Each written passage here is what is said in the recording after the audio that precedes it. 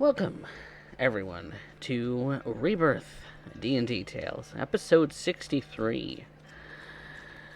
It has been a long run so far, you know.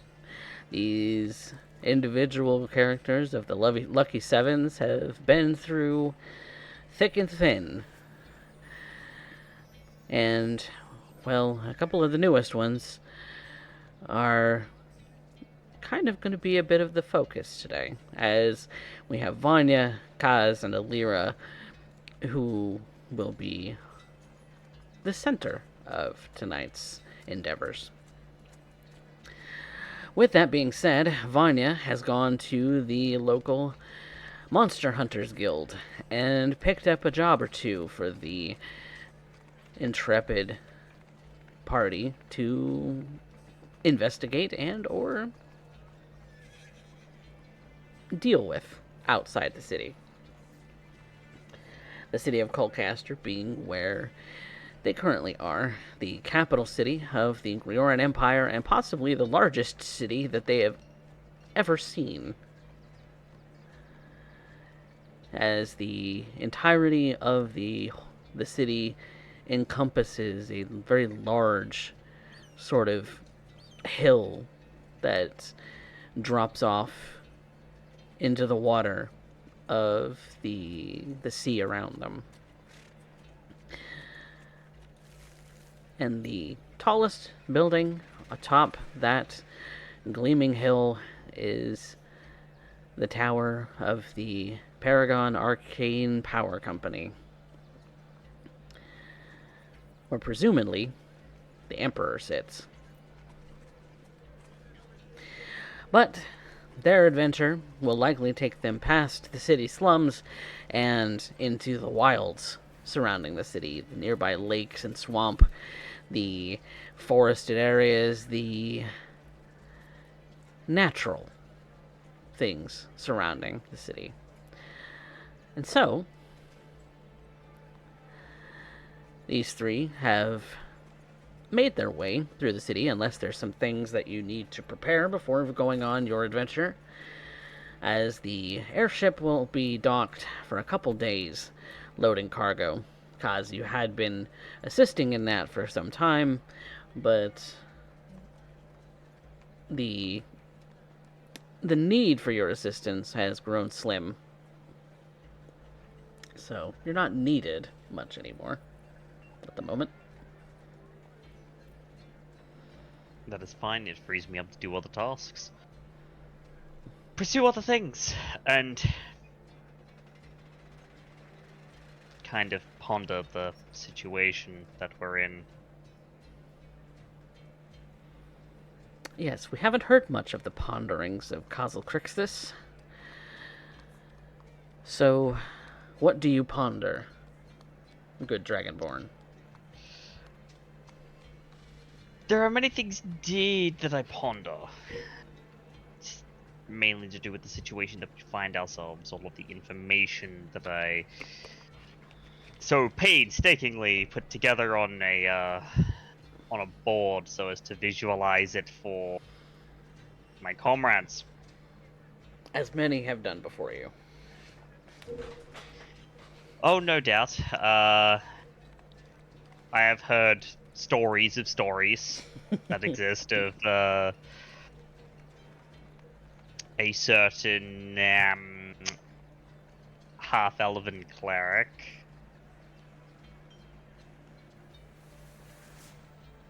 But who who's to used to say? do such things.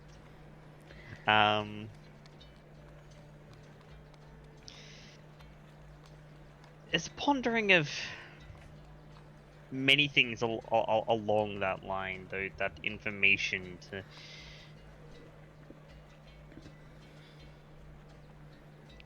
see if Colcaster is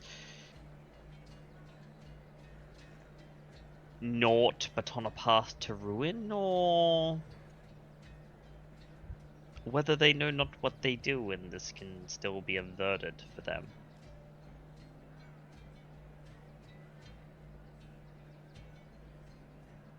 All I can hope is for the balm of ignorance It doesn't forgive, but there'll be a little leeway, at least.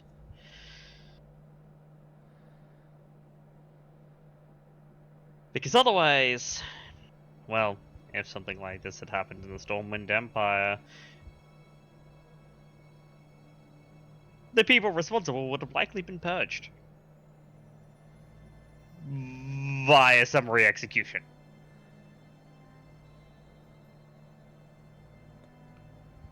Yes, we don't know much about the Stormwind Empire, but I'm sure we'll get to know more about what has gone Eventually. on there, and what may be going on there, if we end up turning in that direction. But Vanya has gathered together Elira and yourself, Kaz, to make a little bit of gold. As there had been a couple of jobs that she and the others of the Lucky Sevens had been on to purge a few menaces from the city itself.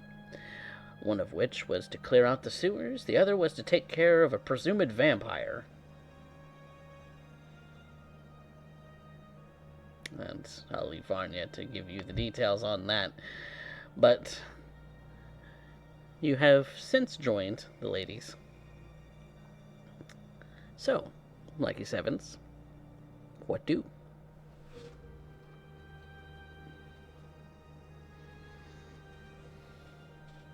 That I is a... figured we need to get out of the city for a little bit. We're still waiting on the ship, so found a couple jobs out in the woods. hunting monsters, as you put it, correct? Well, monsters, creatures, pests. Same difference, really.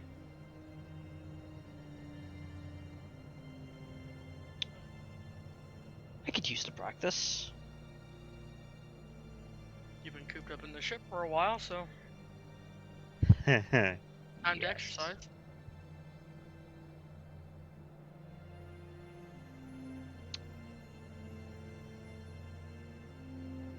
Kaz would turn to Alira.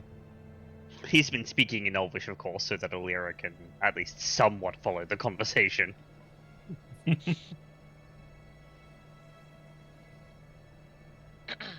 And what of you, Alira?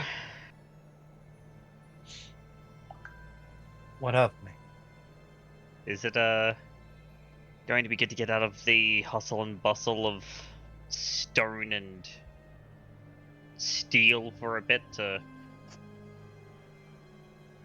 reconnect with nature?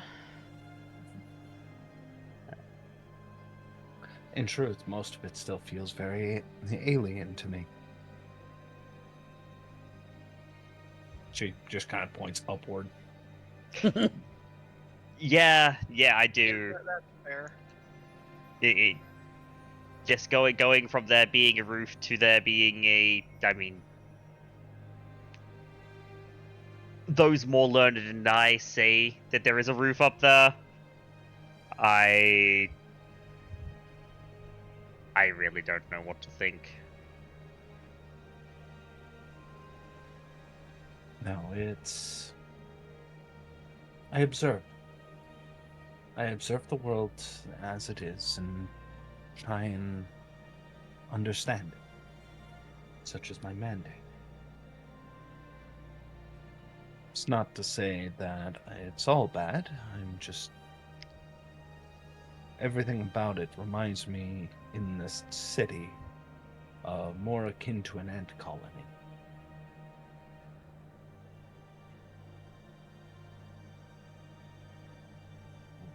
Yes, we have roads, we have towers, but we build it based off of what the cavern would allow.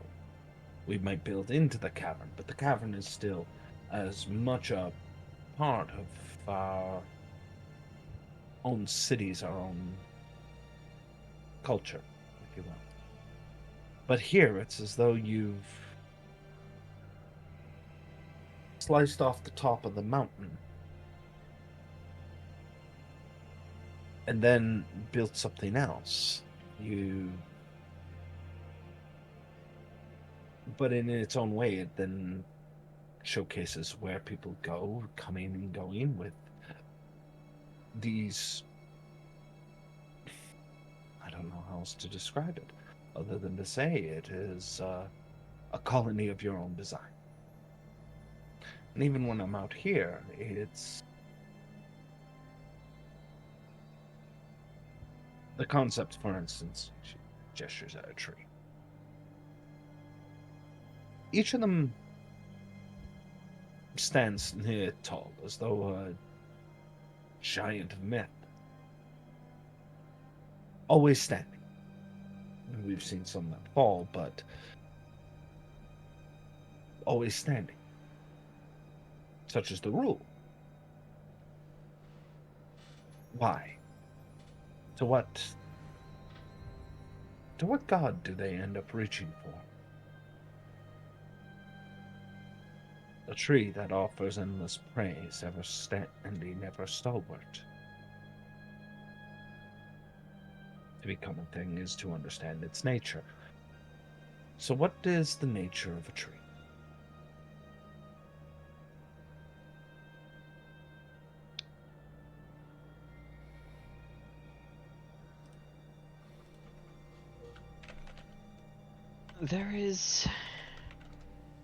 There are many answers to that pondering, whilst rhetorical it may be, depending on who you ask.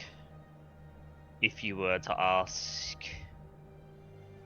one of the druidic persuasion, or perhaps one who otherwise worships the land, trees are things that stand in worship of Zuvawal, the land itself. Then why do they not reach downward?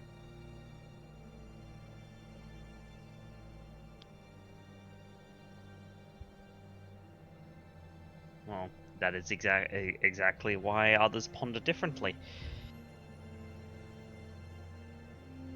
You ask someone of a more arcane or scientific persuasion, one more accustomed to the workings of metal and machinery or rune and sigil, and I'll tell you that trees grow upwards because they drink light. Light is their food. They don't drink deep enough. Sometimes that's very true. But it makes sense to me in both. Trees pass energy to Zuvuao, they drink in the light, and they pass it. They turn it into energy inside themselves, and they disperse it through the roots. And that is their gift. And for them to offer their praise, they must reach skyward.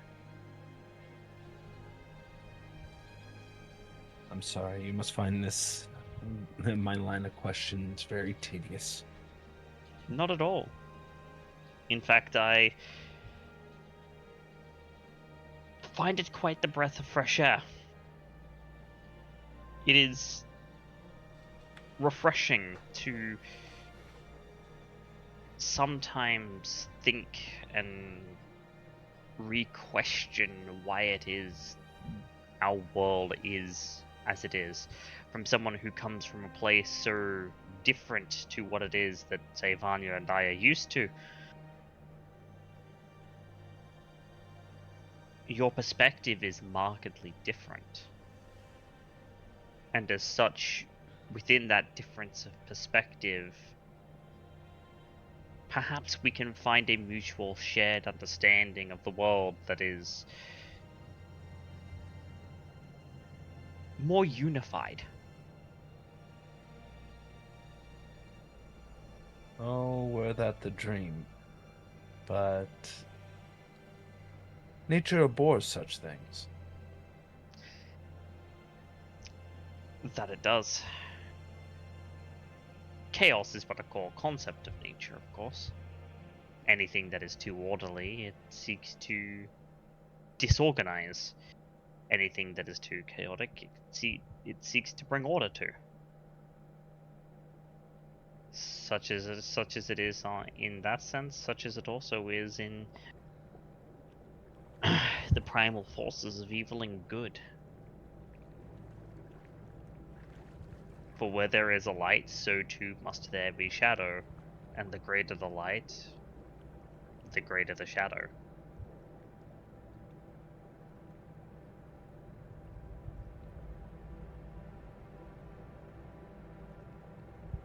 Out here, I am curious to end up understanding this odd thing. This odd thing that I observe. He stops to think.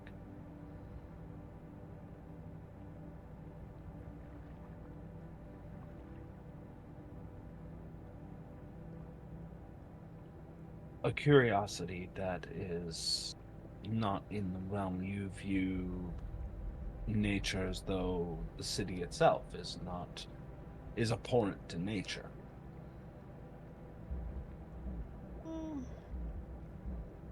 A common perspective spoken to me at the Tumbled Wench over observing many, many rounds and many odd questions from the local drunkards.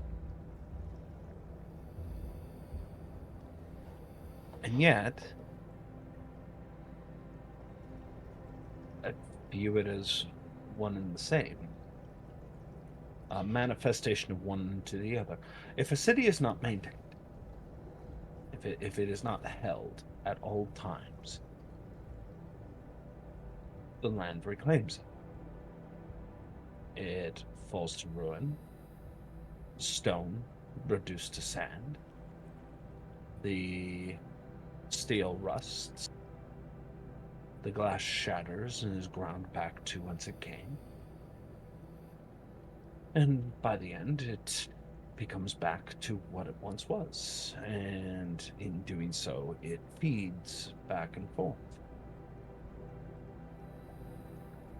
It is unnatural in so long as it stands, in that it must be maintained to stand. And yet, the same, once again, could be said of the caverns ants create. If they do not maintain them, they will collapse. And Where's will the be difference? it will be as if they were never there.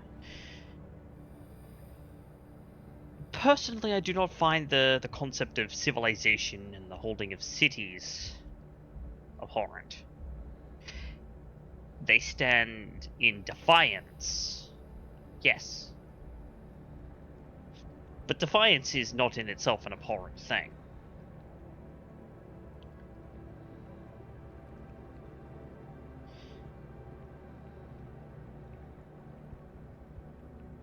We mortal folk, those not of the god's blood, we build to natural specifications in tow. Unknowingly, you likened Colcaster to a colony of ants. It's a very apt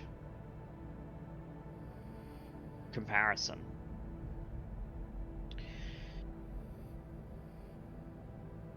And to the natural state shall it return. That it is maintained stands in defiance of this process.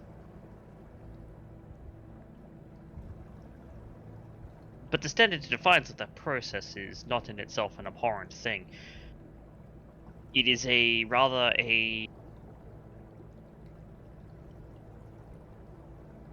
natural thing for contraposition. It is a natural thing for the natural order to be opposed somewhat, to the point that even animals do it. As you said, a colony of ants must maintain their nest lest it collapse in on themselves. Must it collapse in on them? So too must humans and other mortal folk maintain their cities, lest they dilapidate and fall to ruin.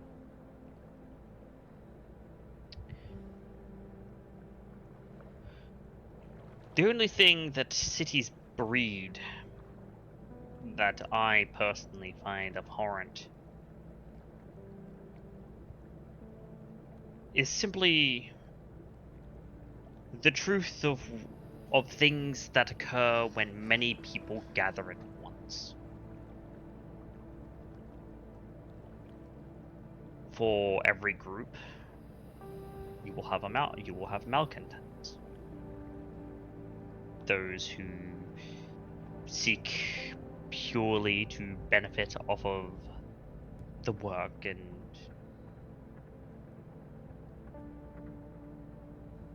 to the expense of others.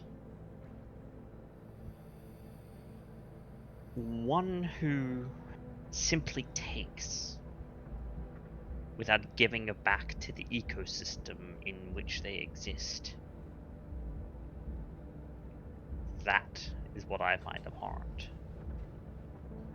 And it happens in nature too.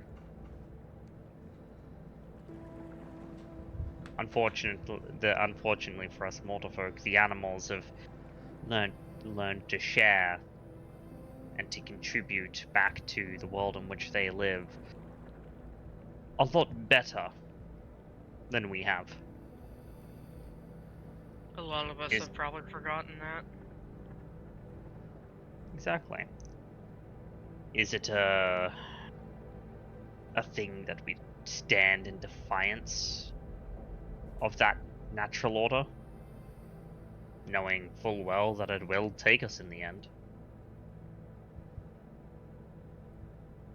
Our bodies are given back to the soil when we die. Skin and flesh rots to bone, which grinds to dust, and is scattered on the wind. Buzz, if I didn't know any better, I swear you have ended up spending, well, a lot of time with my mentor. She looks to her staff, which is the head of it, and the severed head that is tied to it is covered with soft cloth. Thinking of these conversations she's had with Gulan. Gulant was a figure in her experience who ended up teaching her the very path she now walks. And in cause for a brief moment, she hears something very similar to his words, remembering to stay in caves with little more than illuminated mushrooms and moss to keep warm. And yet, remembering those days fondly, even with the illicit hunts going on beneath the surface. Hardly peaceful, but few things in nature truly are. Oh, to view nature in the way a painter does, to view it in epic splendor. That is a beautiful lie. She thinks to herself as she just kind of stares at Kaz with a soft smile on her face, reminiscing of something long since gone by.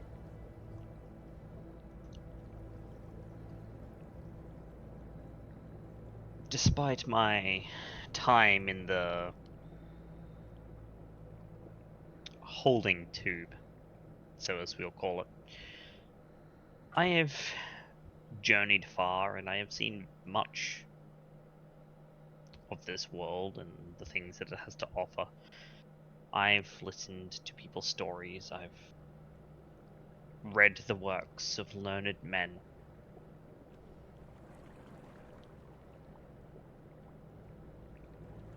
I have come to ponder all of these things.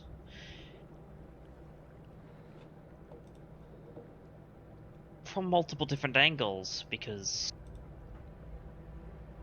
one set of eyes does not the entire world encompass.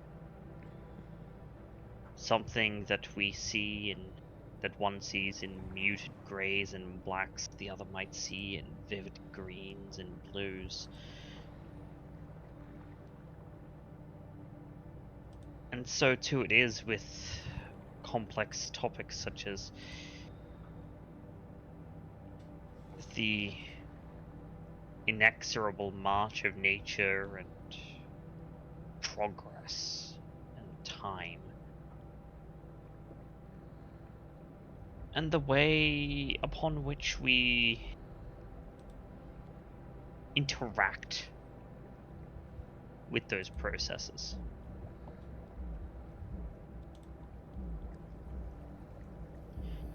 The inevitability of everything, that it was born from dust, and it will return to dust. But what about that middle portion? That tricky little quandary we call existence. We call living.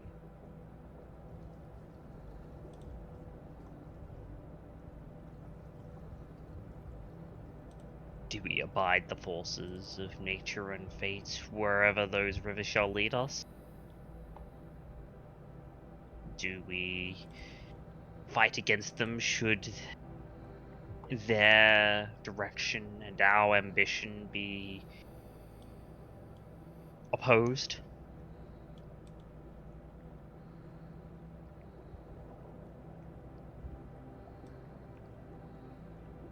For gods and philosophers, I bet.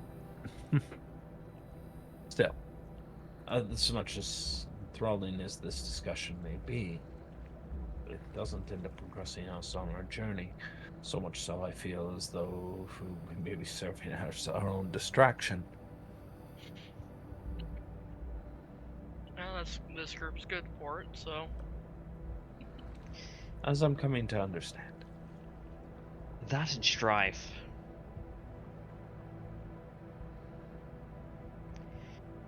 You know, a few hours, a couple of days at most after waking up again, and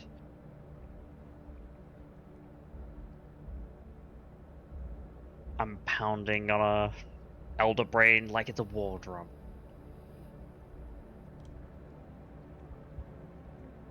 Yeah, remind me not to get on your bad side.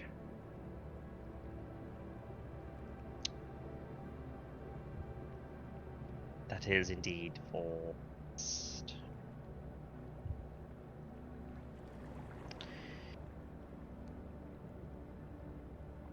So, I am very good at two things in this world.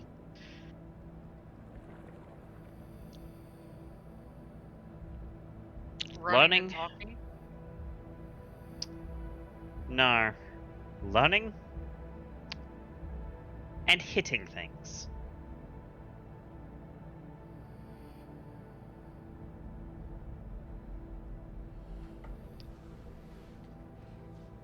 Speaking of, what are we hunting at here, Vanya? What are the jobs I've picked up? One of which is a job at the Coldwater Prison, not too far from here. Very similar in the in that there's some things to clear out underneath the prison sewer system, the likes of which would probably be very disgusting. the surrounding lake, the nearby lake, the Serene Cove, is home to a lot of different creatures and is the primary water source for a lot of the different farms in the area. A lot of which are flower cultivation for the purposes of medicines, for the purposes of aesthetics, for lots of different things. The surrounding forest is plagued with monstrosities of all kinds. You've seen owl bears, you've seen dire wolves, you've seen many a beast in those forests. So you kind of have the pick of the litter.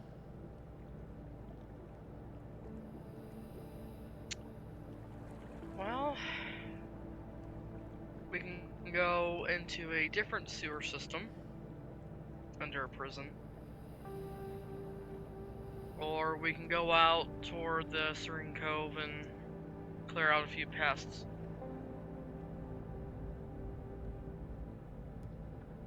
Well, given what was found in the last sewer, We can save that one for last. either first or last. Actually, last. Because if we find something like that again, we're likely going to be pondering it for a while. Mm-hmm. I'd prefer to have the time to do that. Yeah. So you're going after some beasties out in the forest and out towards the lake? Yep. I guess, yes, we are. Okay. That's where we're going to be going. Surrounding Colcaster, there are the slums of the city, of course, and as you get further out and beyond the actual city, you do see farming villages that have sprung up surrounding the city itself, and surrounding the lake even that that would be, little places that you could stop and rest. But kind of going out into the hills, sort of outside the city. There is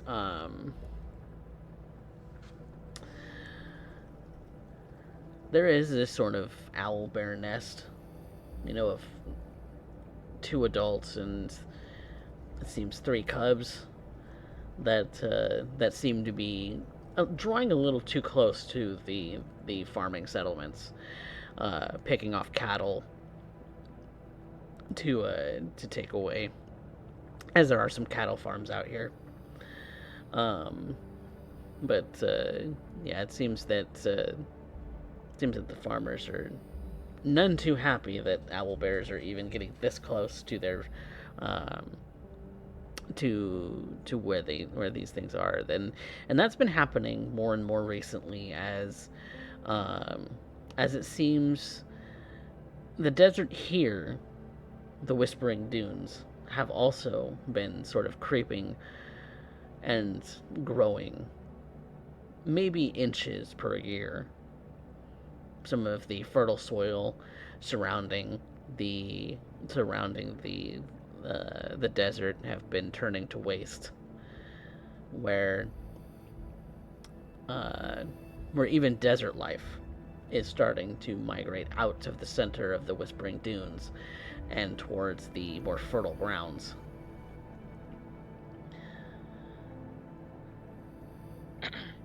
Something that's been happening progressively over the last 100 years, Vanya. Yep. She hates thinking about it. Who knows how long until it's taken over? Well, at least until it's touching the edge of the forests and starting to take them over.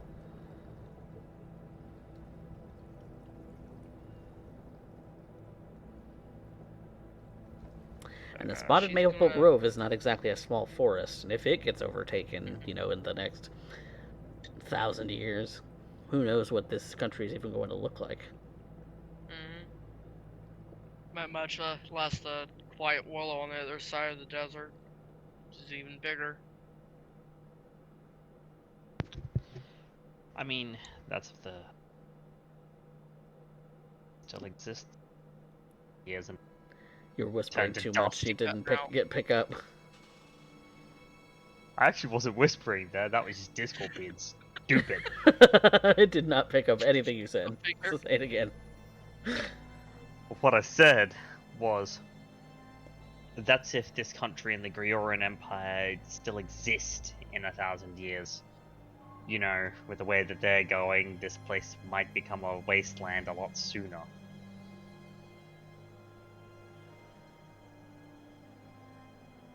You know, big seal titan under the world that people are trying to free. Well, as far as you know, that's on the other side of the world. Mm-hmm. Yeah, but it's a world-eating titan. It doesn't matter if it's on the other side of the world if it eats worlds. That and old god. We've got our hands full. Yeah. Name one of like the 4 or 5 different cosmic threats that we have, and we look at that and yes, sure, that'll take over the forest in 1,000 years. The forest might not even be here in 1,000 years. It might not be here in 100 years. It may not even be here in 10 years if we don't stop these things. Right?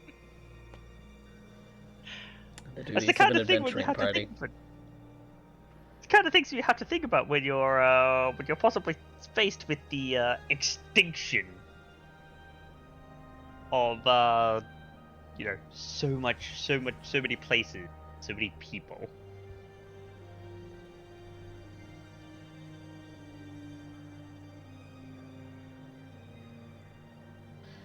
But luckily, That's on the side. we're out here to do something much easier. Much easier on the mind. And Vanya's gonna try and track down those owlbears. Okay. You have, one of your favorite terrains is forest land, isn't it? I believe so. Let me look. I am looking underneath the wrong thing. Oh hey, natural explorer, favorite terrain. Yeah, So, yeah, it would be. so no one's hindered by traveling through the forests nearby to the farms and the villages. So there's that. Does that also? I know that grants you intelligence checks advantage regarding certain creatures, but does that do that for survival too? Natural terrain, Proficiency yes. bonus is doubled for proficient skills when you make an answer was check related to it. Okay, so you get expertise, basically. Yeah. Regarding forest creatures. Well, owlbears are a forest creature, so to track them down and find them, that would be a survival check with expertise.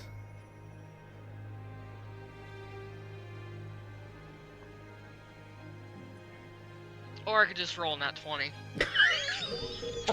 Or you can just roll a Or you natural could just 20. roll a natural 20. I mean, you know, you could be the mojo for today. That's fine. So that's so what's your wisdom? For survival, the modifier is +7. Which would make it a plus 11 because Yeah. double proficiency. So that's a 31. That is Yeah. indeed a 31. You have, to be fair, you have Remind me hunted. why I'm here. To bear witness. Bear witness. Not to mention that you have, in the past, dealt with owlbears many times. One such encounter with your good friend Karthus was, The scar pickle. yeah, it did. You don't forget these things. No. So you know how to find them and track them down, as they're possibly one of I wouldn't say your favorite enemy, but possibly amongst very high on the beast list when it comes to, or monstrosity list when it comes to your favorite enemies. Very More high on that like- list. You don't like them, but you know how to find them. And you indeed quickly find the roost in which these owlbears have made their home.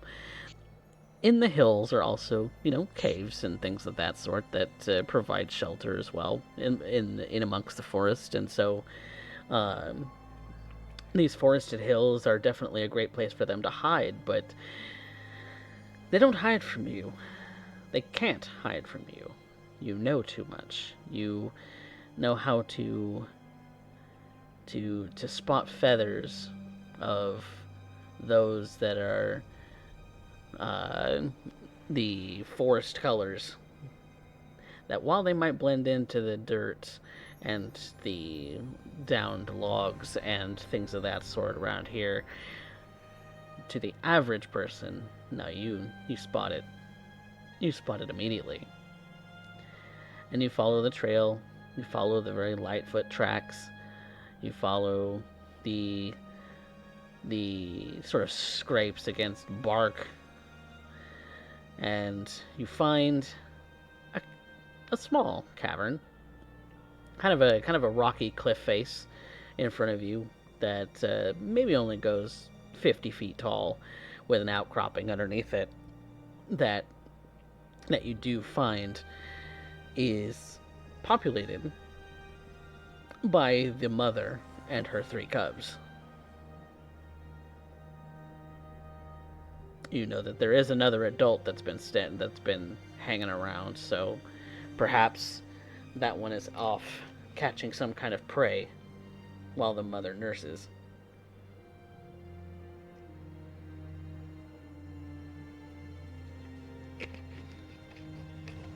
As much as I don't like them, I don't like the idea of taking out the cubs, but they're too close to farmland. Too close where they can do more damage and where others may not be so kind in handling them. Not that what we're about to do is kind, but Zephyr's Make it quick. pointed and ready.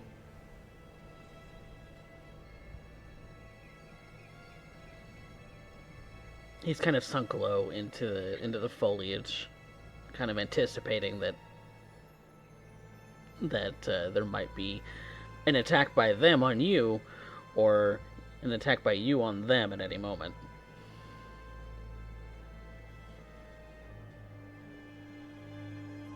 try to take out the cubs quickly. Can do. And she's gonna fire an arrow at the mother. All right. So,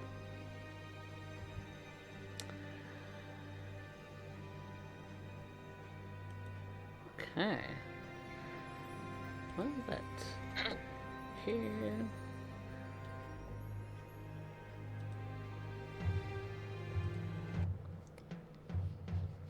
All right. Well, let me pull up an actual map for that, because I had the wrong thing set up for the moment. But give me one moment, everyone, and we will find out how this goes. So, All right. be right back.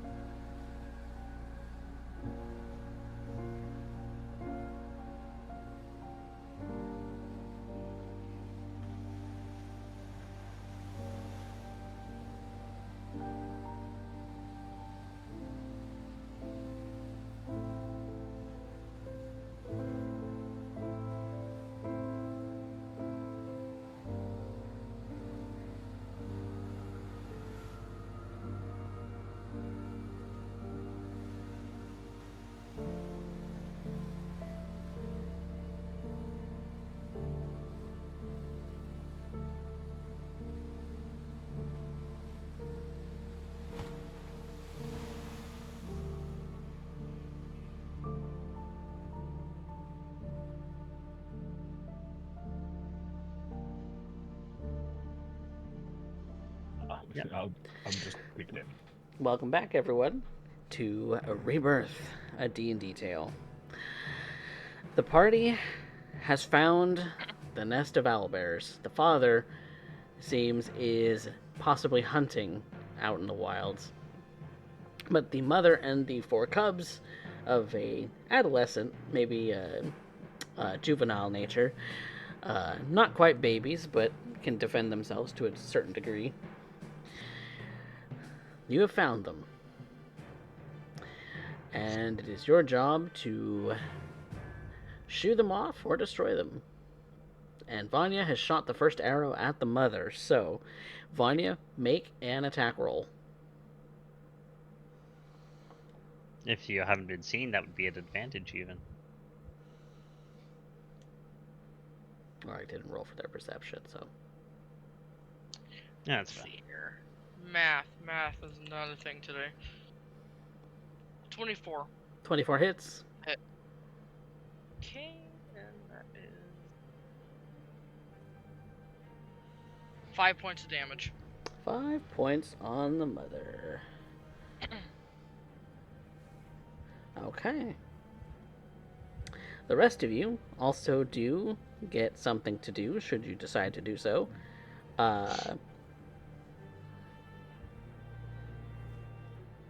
I'll even allow moving up if you wanted to. So, all of you are about right here, having hidden away behind kind of this bush thing right here. But so what? It's time for me to move. Yes, we've got Kaz and Alira and Kurobe, who has joined us today. Yes. To do some actions during a surprise round. So what do? I am going to run up to one of the cubs. One of the cubs, okay.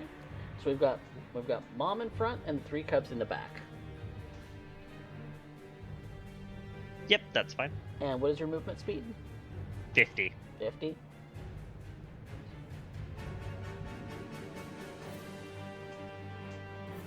You can get right there. So you're right in front of mom and just shy of the cub.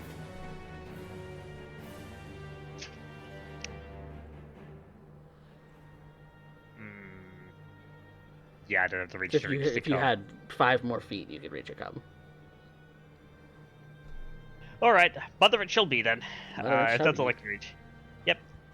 First attack shall be with the dedicated long sword. Long sword.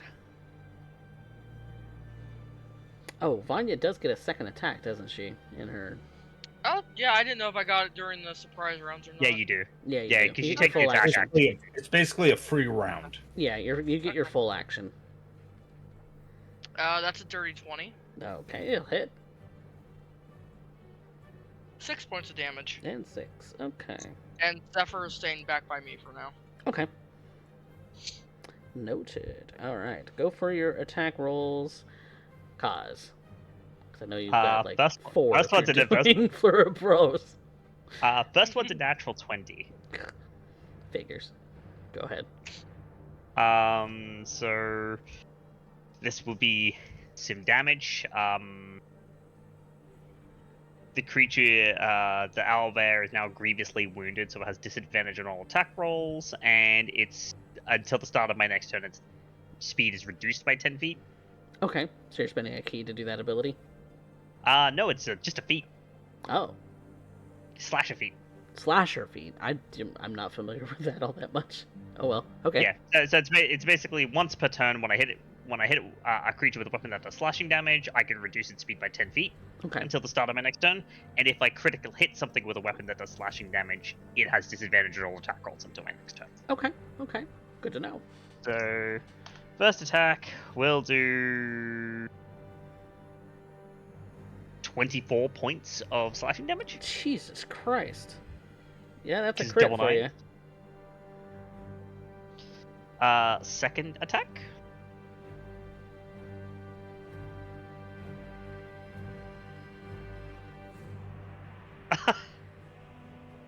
No. No. Really? You Nuh-uh. didn't. I did. Nuh-uh. I did. Hold on. Just for the sake of transparency, I don't know how well this is gonna show, but It's another 20 God. on Home that bench. dice. that die does indeed show a 20, does it not? It does. I see Uh-huh. that. Perfectly facing the camera, too. Yes. Suspicious. Saucy fucker. So All right, roll That'll be- another that'll crit. that'll be. Its speed doesn't reduce by 10 feet again because it's only It's once only once per per turn. turn. Yeah. But however, that's only 16 points of damage. That was a low roll. Only. Only. Only. Yeah, 10 on 2d10. It's a little lower than, a little bit lower than the average. Hell, it's about time. All right. And then I will spend a key, and I'll punch it twice. I'm gonna do this all over again. Yep. Some flurry of Nah, blows. I can't Let's hit it go. with can't hit it with a sword, but I can punch it. Which is the same damage dice as your sword, really, because your monk weapons. No. Unfortunately, not. It's the weapons dice or the martial arts dice, whichever's higher, and the sword will be higher until much later. Oh, I forget what My sword fist- you had. Yeah, longsword in 2 hands. Oh, It's okay. dedicated. Oh, okay. That it's a 27. 27 hits. And this will be 11 points of lightning damage, Okay. because that's the thing I can do with my fists. Yes, because you have dragon. And the second one is a 24. Hits. And that's a max 12 points of lightning damage. Okay. She's looking pretty wounded, but she's not giving up yet. Alira. I could have sent the key to do another thing, but I'm not gonna. Go ahead, Alira. I think it goes to Kaz at this point. That was Kaz. No, that was me. Or I not. just finished. Or not. Karobe. Roby. I'm doing it in order of people I see, and Okay. this is your surprise round. You haven't rolled initiative yet. No, I acknowledge that. It's just I'm.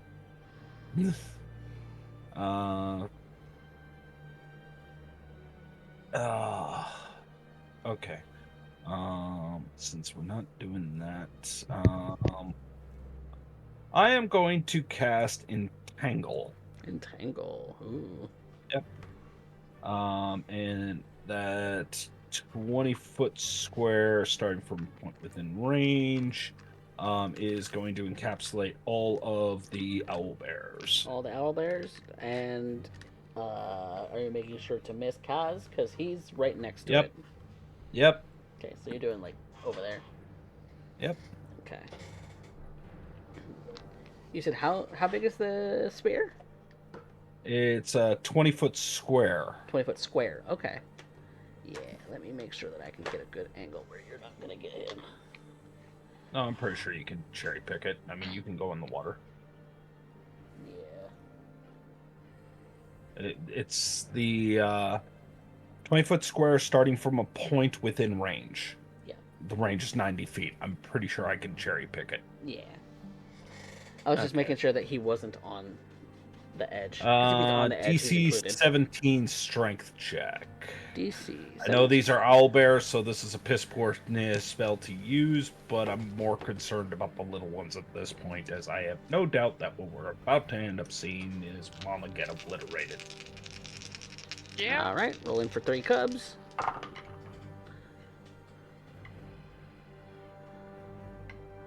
Oops. Well, one got a natural 20. And then One got a 22, and the other got a 9. So the one who got a 9, which would be this guy here. What happens? He's entangled. Entangled. A creature in this area casts a spell and succeed saving throw or be restrained by the hit. So technically restrained. So it's Creature restrained? restrained by plants can use an action to make a strength roll again. An success it frees itself. When the spell ends, the conjured plants wilt away. Okay. So. And Mama. Mama rolled a 14. Ooh, actually end up catching Mama on that one. Okay, so All right. Mama's restrained too. Okay. You moving anywhere? Nope. I think I'm good here. Good here. Okay. Kurobe, you are right here. What do? I want to run up and attack something. Okay. You have to get around the bush. Your speed is 30, right? I'm going to use a bonus action and activate my wings. Oh, so you're gonna fly over the foliage. Okay. Yeah. And your speed is 30? Yes. 1, 2, 3, 4, 5, 6. Not quite there. But you moved. Okay. So you're now right here. Oh, as a heads up, Kurobe Vanya did ask that we try to take out the cubs as quick as possible. Because the Okay. cubs. Yeah. I'm going to. Then I'm going to channel my power and throw a ball of fire, or shoot a ball of fire from my mouth. All right. Is that a line or an area of effect? Oh no, it is just the firebolt spell. It's a Firebolt cantrip. spell. Okay. Firebolt. Attack. That's an attack roll. Yeah, that is 18. 18 will hit. Which one are you targeting? I'll Mother? target Mama. Mother? Okay. And roll damage. Let me find my d10s.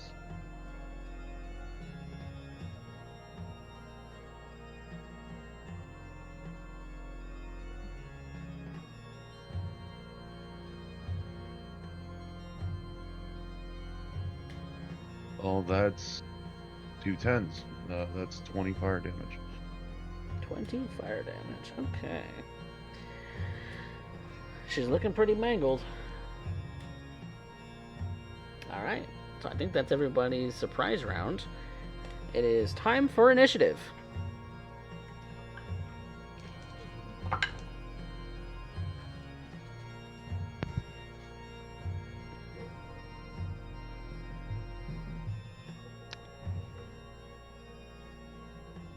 That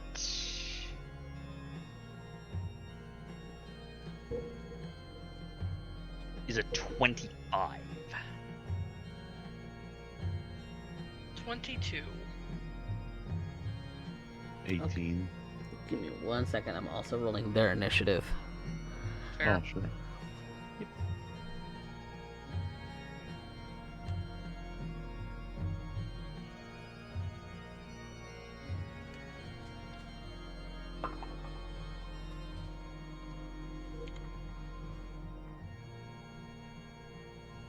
Okay.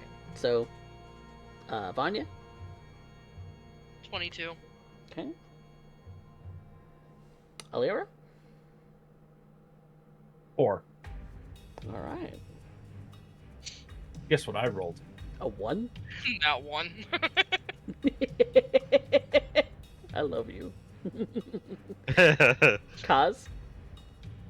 If anybody wonders why it is that I am constantly using spells that require a DC save as opposed to an attack roll, you're starting to discover roll why. instead of him.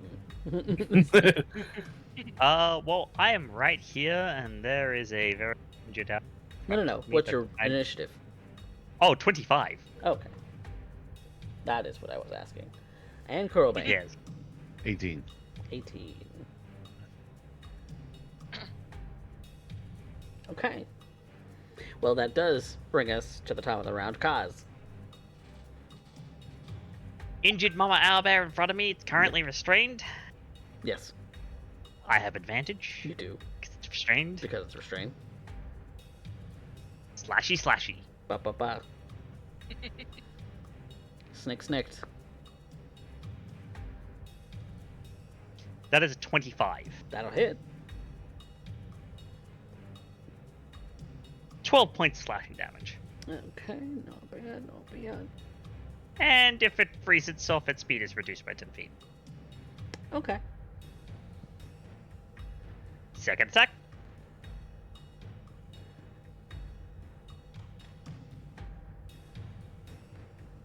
$27. Woof. I don't even need to ask you anymore. I have a plus 10, so. Mm-hmm. Yeah. That is only 8 points of slashing damage, however. That was a 2 All right. on the damage die. Bonus action. Spend a key. Okay. Flurry of blows. Flurry of blows. Punch. First punch.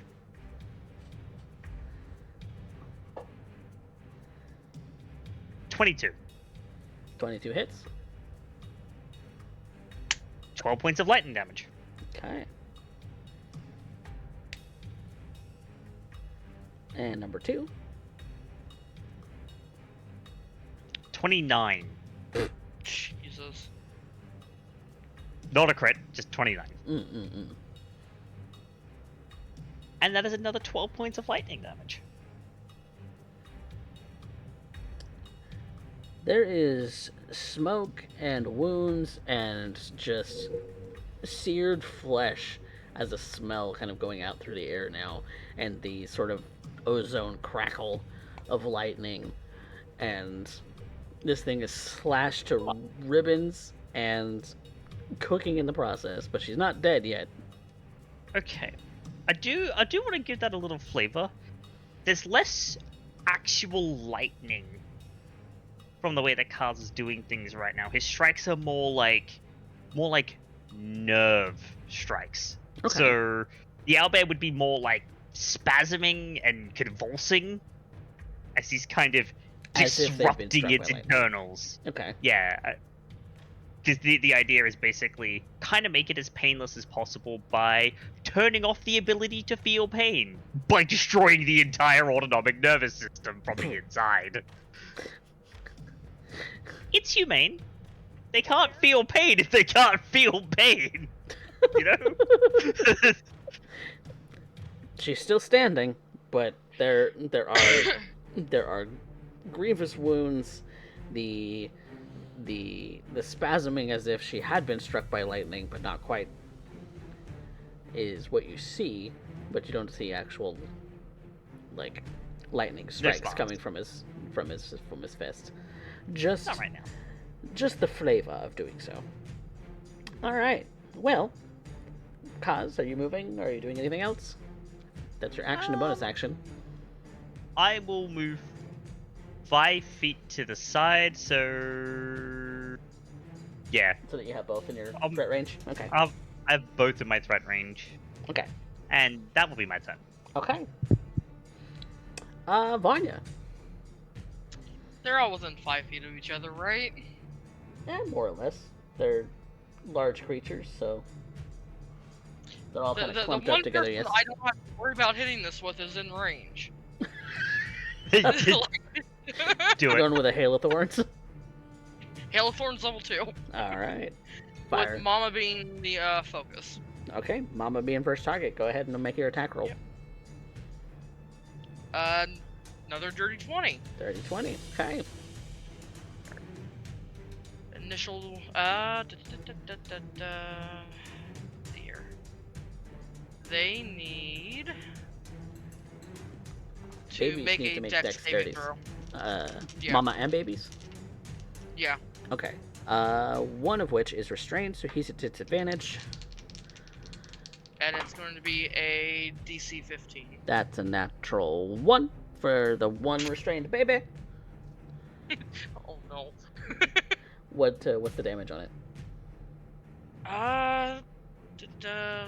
See, I did that 2, so I'm gonna need 2d10s. 10 points of damage. 10. Okay. And then other 2. Bemis. You said dex save? Yep. It's a 9 and 11. They don't pass. So that's 10 on them too. Don't forget, you still get arrow damage on Mama. Yeah. And arrow damage was Arrow damage for her is 5. 5. And she also makes a dex save, yes? Yep. And she's at disadvantage because she's restrained. Well, there would have been a natural 20, but it's a natural 2. So she takes 10 damage.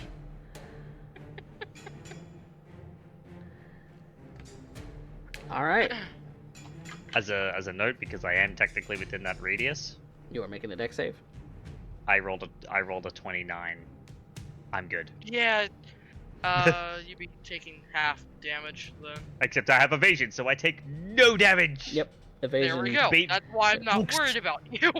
But basically, as the hail comes, you see Kars kind of reach out to his side, lift the Mama Owlbear with one hand, just a little bit, not so much that the restraint from the plants breaks. The plants are still holding strong, but he's just sheltering the hail with the owlbear before he drops it again. You That had counts. to say it. We'll fight in the shade. Does that count as your reaction? That counts No, as your reaction, It's doesn't it? it's just flavor on react of. No. I'm the talking about evasion. the evasion. The evasion, it counts as your reaction, doesn't it? Nope. You can It's just if I would If make you a fail. dex save, Okay. if I fail, I take half. If I succeed, I take none. Okay. Yep. Okay. It is just an Second if then. arrow. It's Okay. some bullshit. Yep. So yeah, it basically it means that if someone sets off a fireball in a very small room and I roll high enough, Area. You take no damage. refocus, Yep.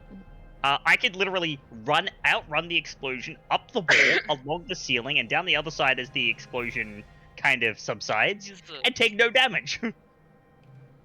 Note, I have had a monk in the game actually do this. Second arrow 21 to hit. hits. 7 points of damage to Mama. She is looking extremely rough. And then Zephyr is going to be moving up as far as you can get. What's his speed? 35? At 40. 40. Okay.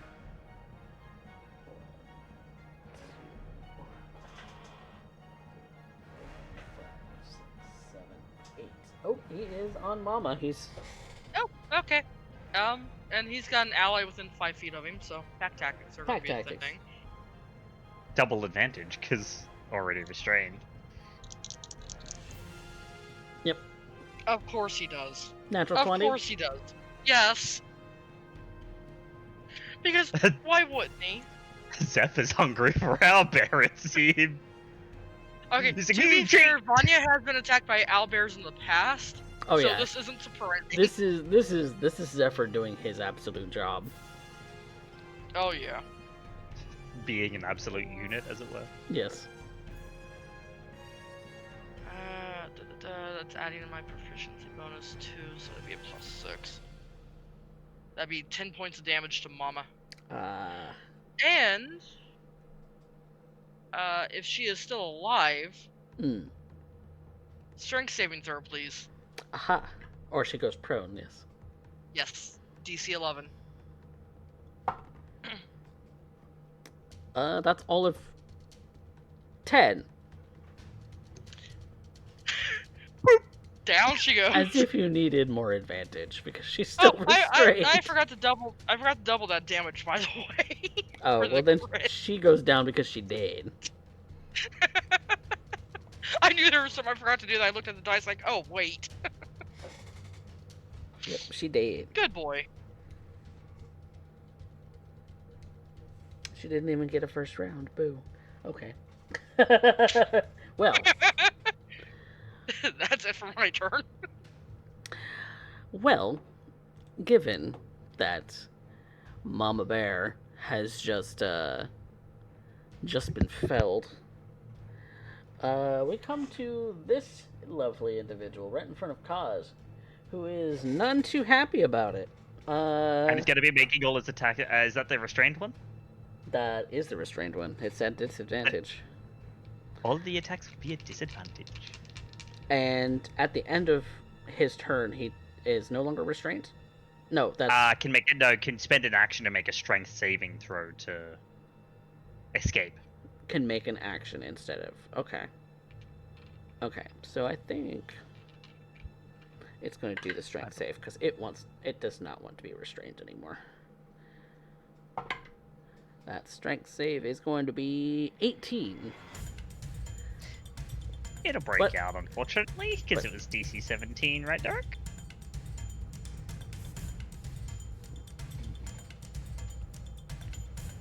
Alright. So it's broken out of its restraints, but that is its action. And Mama Bear's restrained no longer because she's dead, so you can choose to drop the spell alert if you want to. Fantastic. So at this point, It's not quite your turn. Fair. Yeah. Sorry. You can choose to drop the spell because it's no longer affecting anything. But that does mean we get to Kurobe's turn. Kurobe's going to step right up in the middle. Right up in the middle of all of these bad boys. And given that the one was hit, they've all taken a little bit of damage so far. yeah, he'll go for the one on his left. He'll let out a mighty yell So here on the and start swinging. Yeah, the white one. the white one. Okay, so going for white. Okay. That is a natural 20. Okay, roll damage. And here comes the real bullshit. Here comes fighters. Well, we have a monk and a fighter. It's fine. Yeah. A monk, a fighter, and a very, very lucky animal companion. Yes.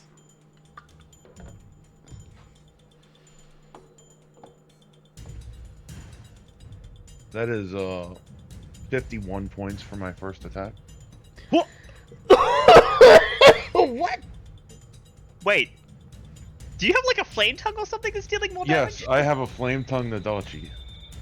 Oh, right, yeah, because Greatsword. Great sword is 2d6. Yep. And then plus another, like, I believe It's a another flame tongue's 2d6 like fire. 46, and then you roll that twice because it's a crit, 8d6 damage, and then you add the modifier on top. Okay, yeah, no, 51 damage now makes kind of sense. And now you see why I said what I did. Holy shit. That's Yeah. since I'm attacking at the advantage, that's another natural 20, I That is swear. not an advantage. It is an advantage. Because I let out a yell with my Oh, bonus I was action. thinking it was because it was restrained. No. Oh no. This is fighter bullshit. All right. To Samurai be fair, fighter I do the bullshit. same thing. Yeah. I do the same thing with monk bullshit with stun. Yeah.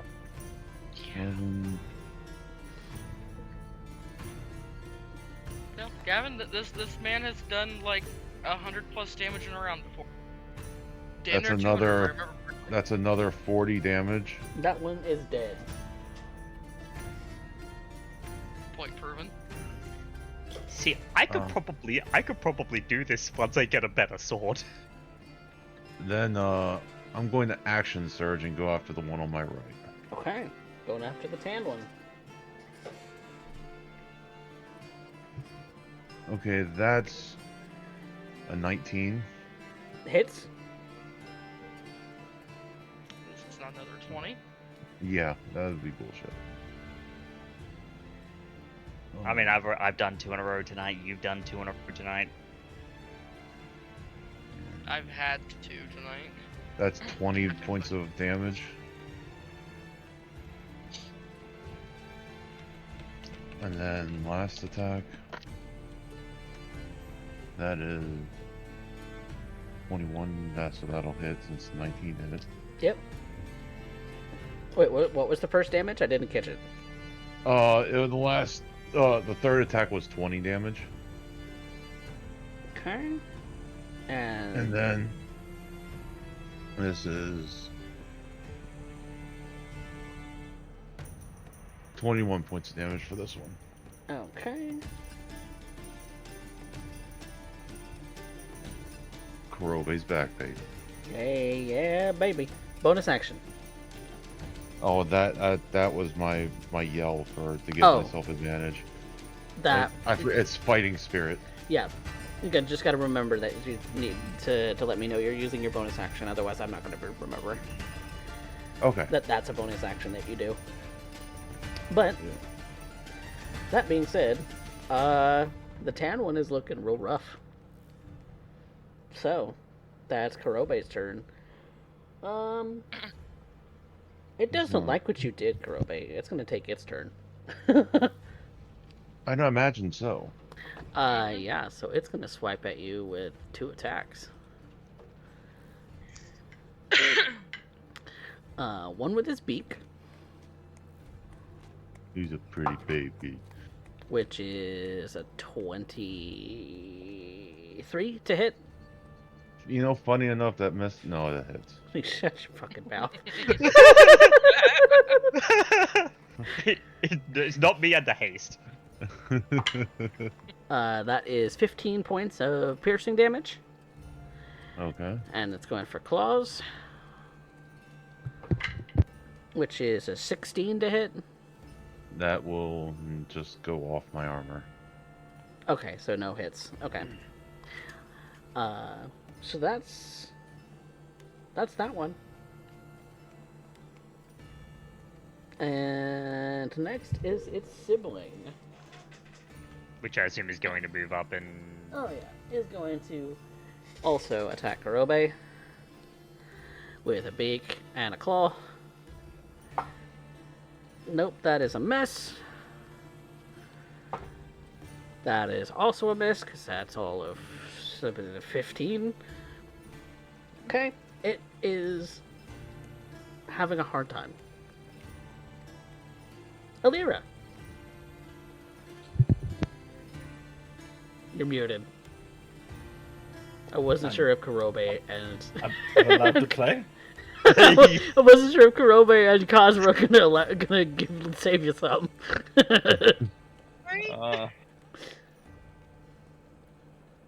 Don't look at me. My damage is not that kind.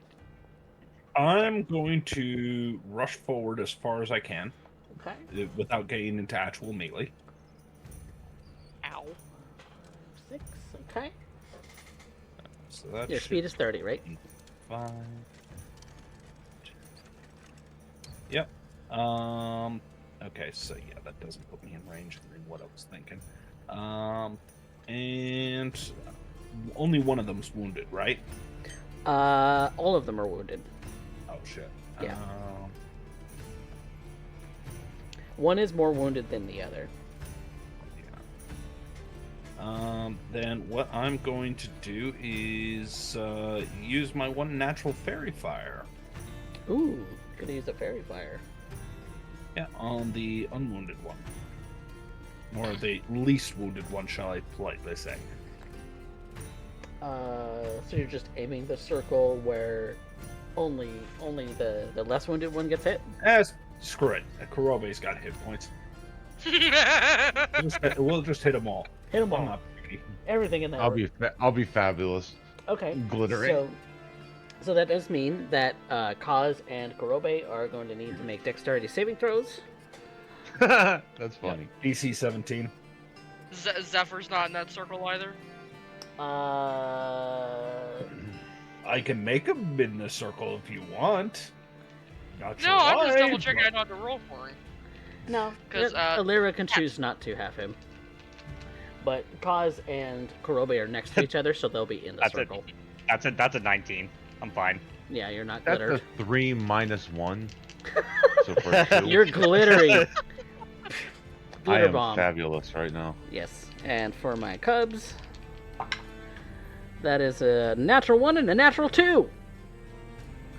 All right. So they're glitter What are bombed. the dice?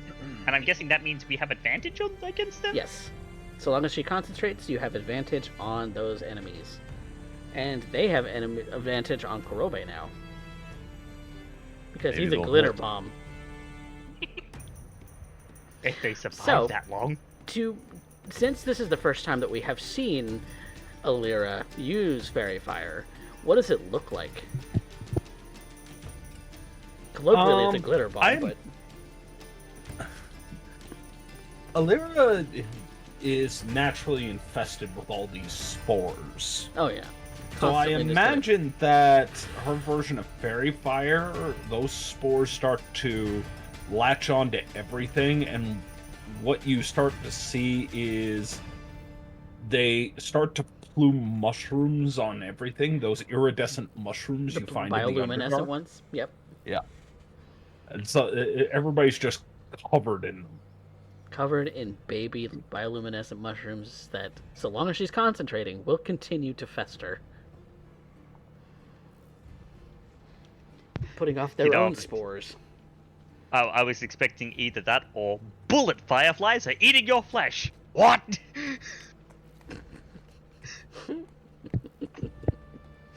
But yes, kind of cascaded a myriad of spores over the entire region, and basically kind of covering the cavern entrance too. Just anything that they'll stick to. These spores just kind of latch onto and start festering into little mushrooms, kind of, growing out of feathers, growing out of Kurobe's hair, sticking to his armor, just kind of in some sort of brilliant, glittery light that makes him easier to see. So, Alira is concentrating on Fairy Fire. That does bring us back to the top of the round. Kaz, you are not infested with spores. However, you I am are. not. You have deftly dodged them. Yes, and speaking of the deft dodge, what will lead into the attack is when the less injured owlbear cub swings at Kurobe with the claw specifically. Because I imagine it's like a big peck and then a claw swipe. Yep. The claw swipe, given that it misses, Kurobe, you would see Kaz kind of step forward and push the claw back in like a parry stance. And now begins the 4 attacks, and I'll describe the flavor based on whether I actually killed this thing or because that'll kind of change. It's not going to take a lot, but you're like. welcome to go. Well, I mean, these attacks have advantage, but the first one's a natural 20, so... Sure, one night. That is... Welcome back, Lethality Complex. Thank you. That's a max damage attack of 26 slashing damage. Ooh. Its speed is reduced by 10 feet, and it has grievous bleeding wounds, so, less than, Less than ideal. 10 feet less movement speed and disadvantage to all attack rolls until my next turn. If it survives that long. Yes. Which, if I don't kill it, Kurobe definitely will. Second attack at advantage. Okay, that's only a 27. Only. Hits. For 10 points of slashing damage. Oh, I may have added the... Whatever, it's fine. I added it to the wrong one. The one that you probably were targeting was this one, but I put it on this one. Yes. It's fine. It's almost dead anyway. Alright. And then... Pop. Instead, no, just 1 pop. No key. Okay. Because I get 1 pop for free, or I can do 2 with a key. Yep. Okay. I'm just gonna use 1, because I think 1 will be enough. Just watch girls in that one. It's at advantage and I rolled a natural 20. Thank you, Raven. Fuck. I tried to jinx him. No need. and that's a full maximum 18 points of damage. Oh yeah, this cub is Dunzo Magunzo. I know it's rich coming from me, but your powers are bullshit. So yeah, basically what Kurobe would see is Kaz step forward, literally parry the claw with his hands, and a, quite frankly, unnaturally fast set of movements. A pair of slashes, very fast ones, with the katana that you gave him quite a while ago now. Mm-hmm. And then finally, a crouch, and you see him kind of leap with an uppercut. And the height that he reaches, and the lightning effect that comes off of his fist, because there is now an actual strike of lightning with this one. You basically see him launch this thing like easily like 10, 20 feet into the air before it hits the ground with a thud. Very clearly dead.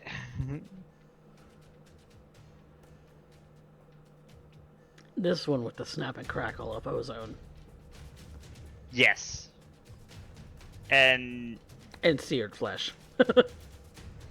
And all he can do is turn to the other one, kind of switch it, bringing his hand back around and his other hand up to the sword to get ready. Go back into a fighting stance.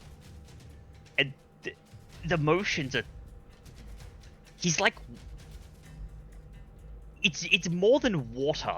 It's like watching, as if he were made of lightning, and watching lightning dance. Because that's what happens when you have 22 dexterity. You are more than water. You are plasma given itself. Flesh. Yes. Vanya, you're watching all of this from a distance. What do? She's going to send a couple arrows at the remaining one. All right. First one's a dirty 20. Okay, hits. This really likes rolling 15s on me. For 8 points of damage.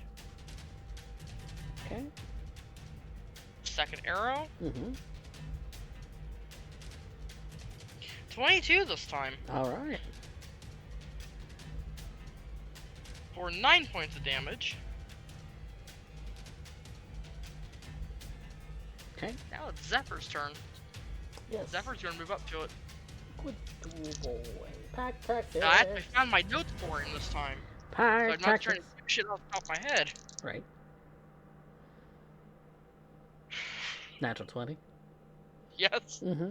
Goddamn this dog. Throw some throw some more mojo dice in the chat. Spam them if you got them. Coffee, that's max damage at crit. What's that Yeah, number, right. my dear? That's your 8. 14 before it's doubled. So 28? No, dice are doubled. Oh, I have. Oh, Yeah, dice are dice doubled. 8, 16. Math, please. Dice are doubled, then modifier. Yep. 22. 22.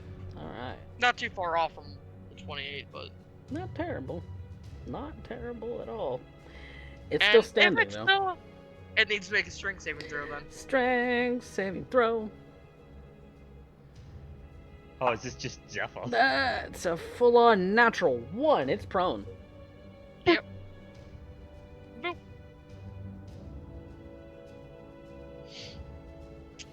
Alright. That's it for me and Zephyr. Okay. God damn this dog. I can't roll anything above 17 on the dice. Zephyr, 2 nat 20s. That's because he is full-on just like in I'm protecting Vanya mode. I think it's a little bit beyond that. I think it's No, he's more... he's out for blood. He's out for vengeance. Oh yeah, yeah. Oh, yeah. I was protecting Vanya. Now I have a taste for blood. Yes. Yes. This is vengeance on behalf of a dog who maybe doesn't feel vengeance, but he is doing so anyway. Let's be honest. This dog is food motivated. You know the joke that Buffalo Wild Wings, or like Buffalo wings come from buffaloes with wings? He wants whatever the equivalent of an owlbear drumstick. All right. Well, that does bring us to Kurobe's turn, so he can easily finish it off in a round. All right. Here we go. Unless he's swing and a miss. Oh, hell no. That's 18 plus a lot. And that's at advantage because it's prone? Yep. All right, so that is... Oh, it's also got fairy fire on it. It didn't need to go prone, but it's still covered in spores. So it's advantage even at range. Yeah. Is basically That's 15 points of damage for the first attack. Minus 15. It rolled low. I completely forgot that one did Vanya zeros. Oh well. That is You a nat 30 20 20 on one of for your areas, didn't you? No, you No. didn't. Oh, well, No, it's it, just was it was a hit. No, either way. it was a 15 and a 17 on dice. Yeah, it was a hit either And- way. So second one definitely hits. It was dirty 20. Rather. 30, 20, yep. Yeah, and that's for 26 points of damage. This thing has to be dead or at least close. Very close.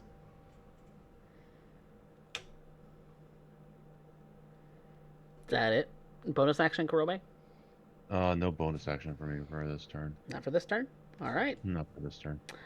Well, it's Engi. It's prone. It's prone. It gets up, And it's glowing. and it's glowing. But it does let out, like, a very loud shriek. Daddy's coming. Yep. Very loud shriek. It sounds, for those who might have a bit of an affinity for animals, it sounds both in pain and sad. Yeah. Ouch. I tried to be quick and merciful.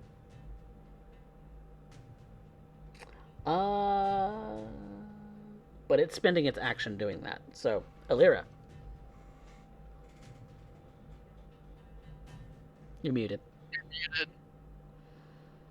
I feel like anything I add to this fight at this point is just kind of like, well, let's see here. It's still affected by your fairy fire. True.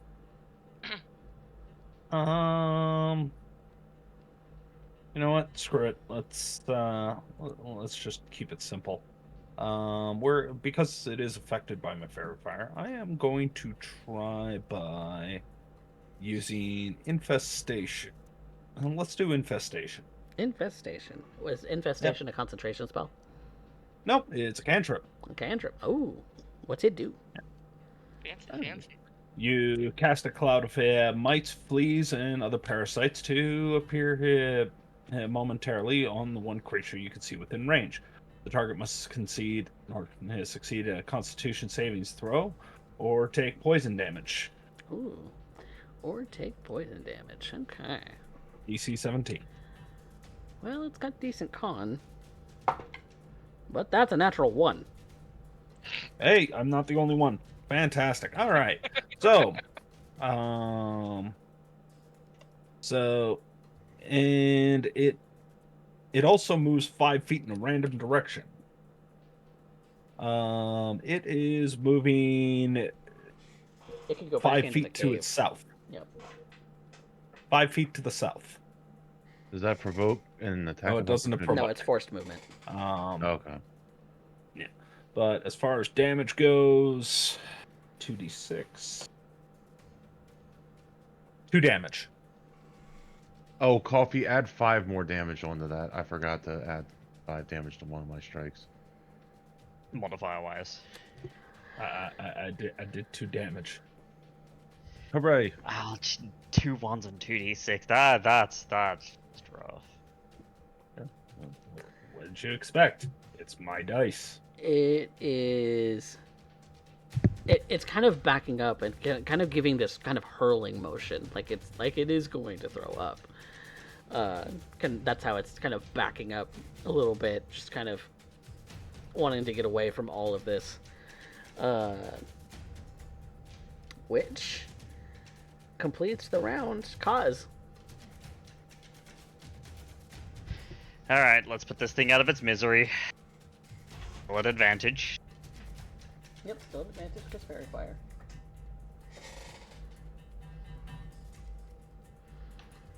$25.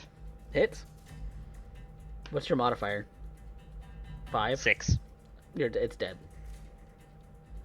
Yeah, so cards basically, if Kurobe is, you know, wielding around an Odachi, Kaz is basically performing Yaijutsu. You basically see him kind of sheath the sword and then just whoosh, and head off, dead instantly.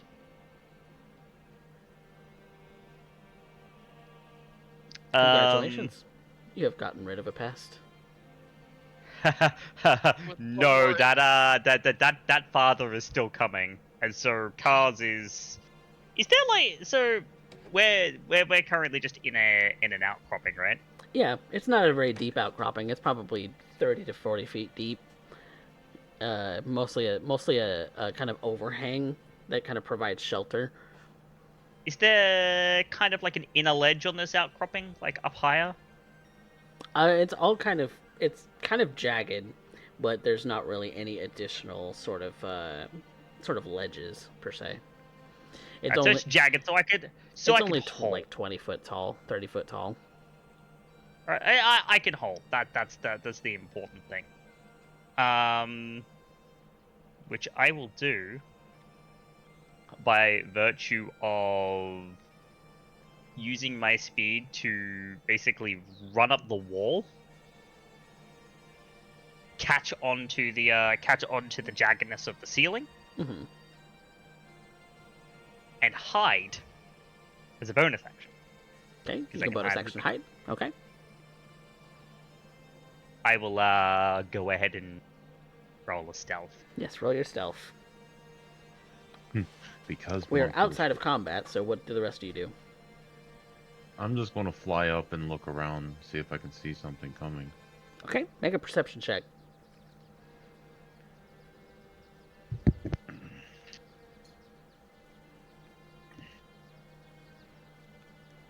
Dirty 20. You hear a loud shriek, kind of not super close, but not super far either. So probably within a 200-foot radius.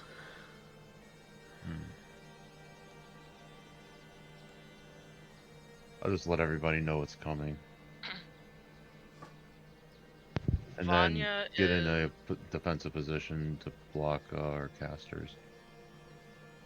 Vanya's going to pull Zephyr back to her and kind of step into the bush, and thanks to Mask of the Wild, I can attempt to hide. You can hide. Okay. You can use your action to hide. Go ahead and roll stealth. Kurobe is kind of backing up over here by Hacked. my Alira. 23. Kaz is inside the outcropping. Okay. Do you Because need you know me to as soon roll as one for Pupper? Yes. Roll for Pupper. Okay. He get his extremely blessed dice, apparently. That's a dirty 20. Okay. And then there is Alira. Alira, what do?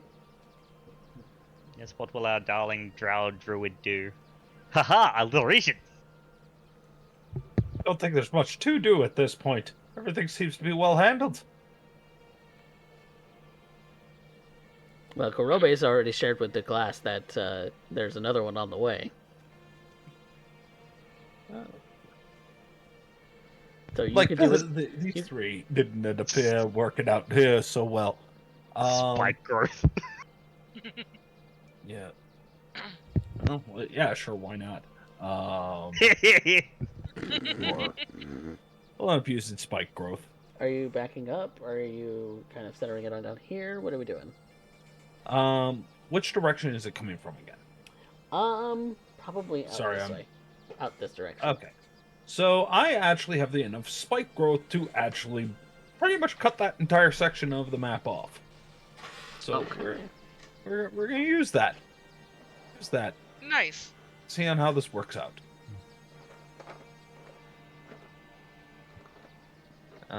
Because it's a 20-foot radius from a center point.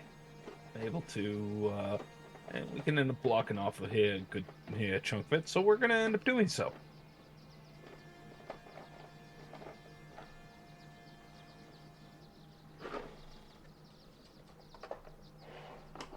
As far as my movement, I will move just to the edge of the spike growth. Okay.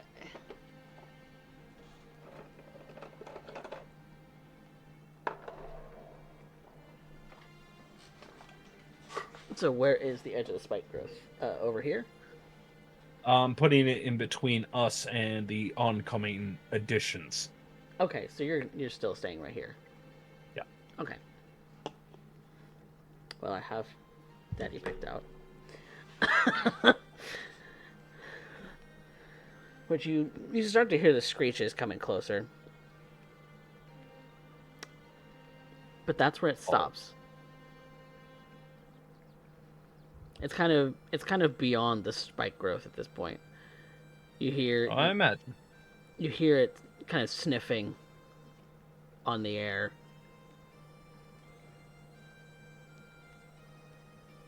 Kind of sniffs again. Kind of looks like it's trying to look past the spike growth from where you're standing. And while it ran up, it seems to just walk away.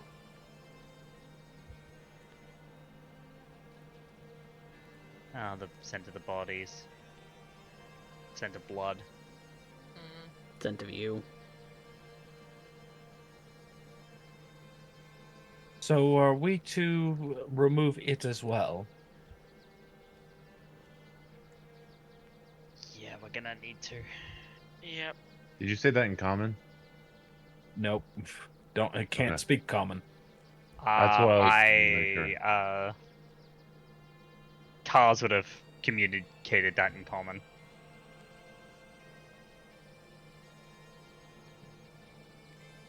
I can Because go we can't catch leave it around. Yep. It's be pissed and probably going to take it out in the farms. Alright, I'll break concentration as we gotta end up giving chase. I'm Damn gonna it. fly over it and just go after it before it gets too far. Okay. Then I'm gonna be popping my wings myself and following. When I get within range, I'm going to tackle it. the only thing about that is it knows where you're coming from, so it is not surprised. Nope, that's fine. Vanya's just running with Zephyr. Running with Zephyr after it. You Okay. can't fly. Yet.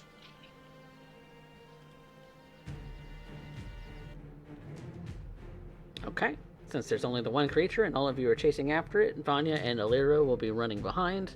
Kaz and Kurobe have their wings, and your fly speed is the same as your walk speed, correct? Yes. Correct. Okay. So Kurobe, since you had initiated that first, you do get an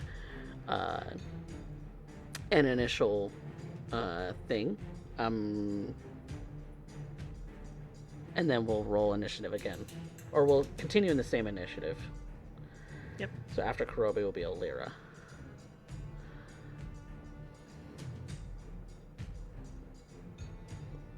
So Kurobe, what do? Am I within striking distance? I have made you within striking distance. Copy that. This is going to be more of a narrative battle than an actual Okay. board. So. Well, I'm going to first take a strike with my Nodachi. Okay. That is a lot. By a lot. 19 plus 10. 19 plus, yep. That'll hit. That will be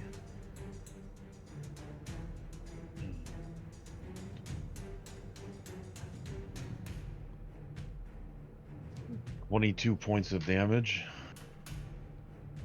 Then I'm going to use my second attack. I'm going to punch the thing. Punch the thing. Yeah. So you're going for an unarmed strike. That is a 26. 26 hits. And that will do... Oh, I need a D4. Could be a little bastard. Why are they so hard to pick up? They were designed as caltrops. Yes. That will be 7 points of bludgeoning damage. Okay. And I'm going to use my bonus action to get this thing in a headlock. Okay, because you can grapple as a bonus action. Yep. If I do an unarmed strike because of Tavern Brawler. Tavern Brawler. All right. Go ahead and make. Go ahead and make a strength check. Just a is that an athletics? It's an athletic check. Yeah, yes. athletics. It's a grapple. Okay. It will make an opposing one to resist, which I'm sure it will lose. Yeah, that's a 30. Yeah, it loses. You have it in you have it in a grapple. Its speed is reduced to 0. So, let me roll initiative for Papa, and then we'll start the top of the round again.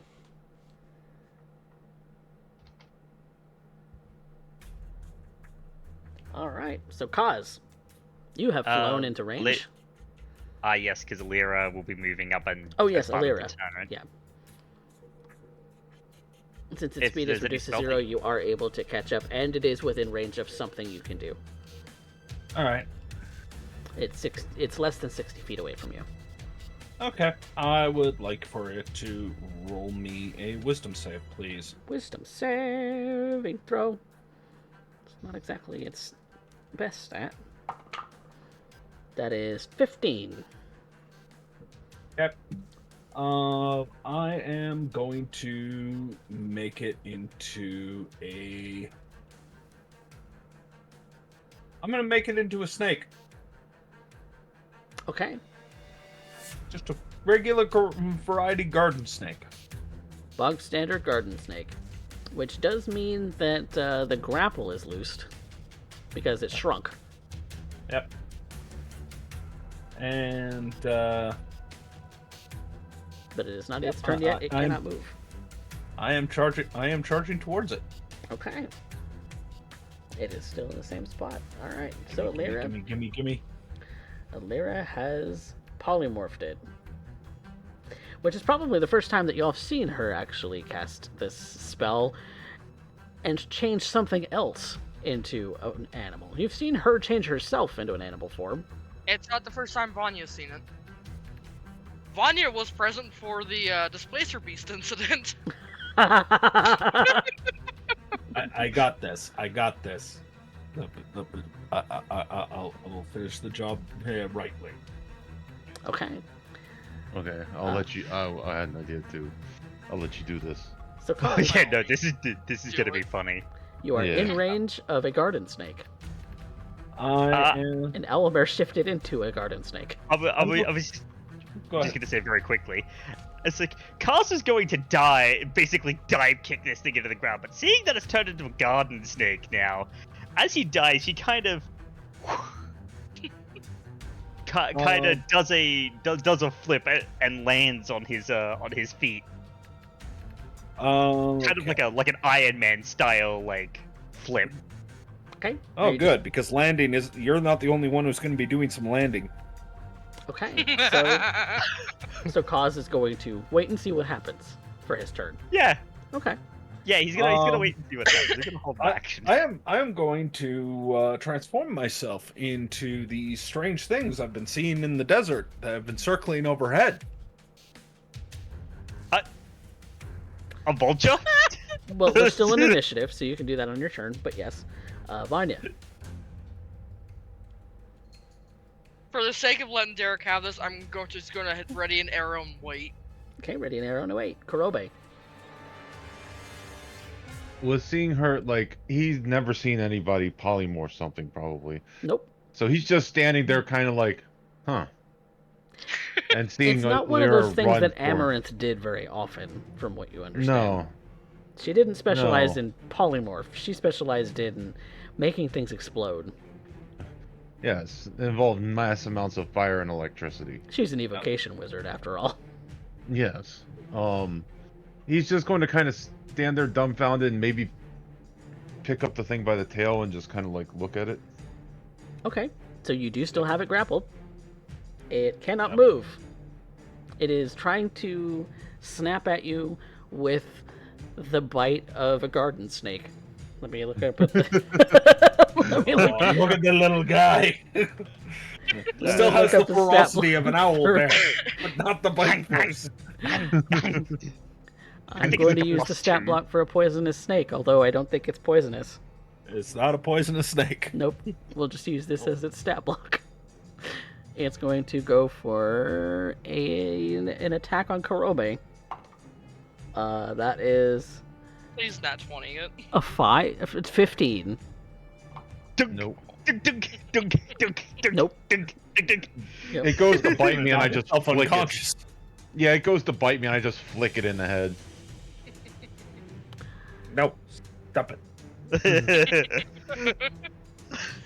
Okay.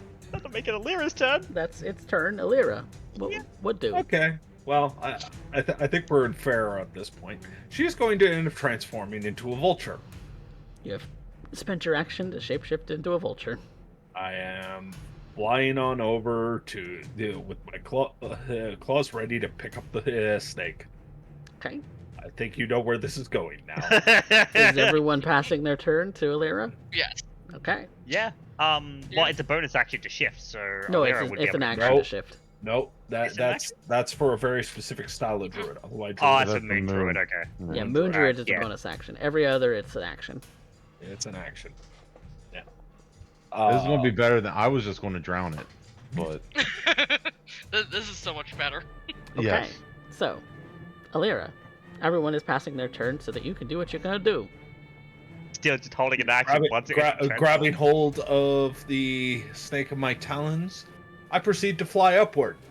It is going to try and attack you on its turn, Bonk. Bonk. which is a 19 to hit on your vulture form, That does 1 point of damage. and 2d4 worth of poison damage, because you're not immune to poison. No, I am not. But this is poisonous now? Okay. Oh, no, 1 point of damage then. Sorry. Yeah, because I know, it's not poisonous. I Should forgot. we move out of the way? So I feel I know what's coming.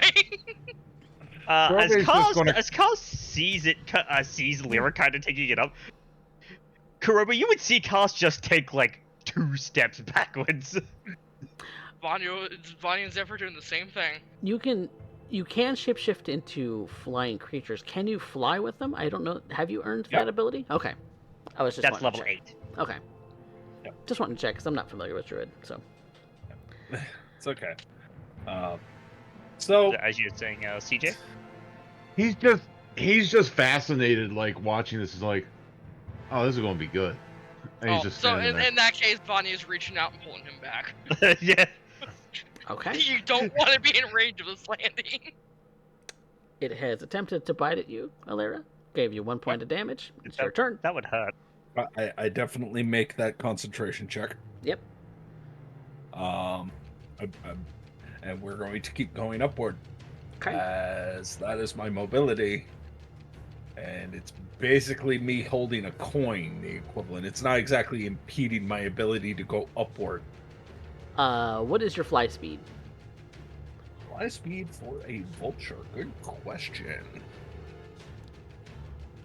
It'll be 4 or 5 rounds, but I mean, this thing's gonna die near instantly. Yep. It's a fly speed of 50 feet, so I can go 100 feet. 100 feet You're per dash. 150. Yep, exactly. Yeah, you're up at 150 right now. Yeah. Is 15 d6 gonna be enough, or No. do you want the other 5? No, we're getting up because I don't want it to just be damage. I want to be very clear about a concept that Alira is about to discover, because usually, you can only go so high in a cavern. So we're about to discover something called terminal velocity. It attacks you again for 15. Take another point of damage. All right, that's an 18 on concentration. Another 100 feet. Another 100 feet. What's the damage per fall? D6 per 10 feet? 10 feet, yeah. Yep. 200 feet is the maximum amount of damage you can do. All right, You're there. I think that'll work. I am at that point. Once I can reach about 200 feet, because everything else would just be wasting time Yep. and turns. Proceed to let this thing go, It begins to fall. and I choose to break concentration as soon as it falls its first 10 feet. Do it. Which means now the owlbear has achieved its dream of flight, soaring through the air like part of its ancestry, being amongst the sky once again. Unfortunately, the distinct lack of wingspan may end up proving to be a handicap, but for that brief moment, we now have encountered a flying owlbear.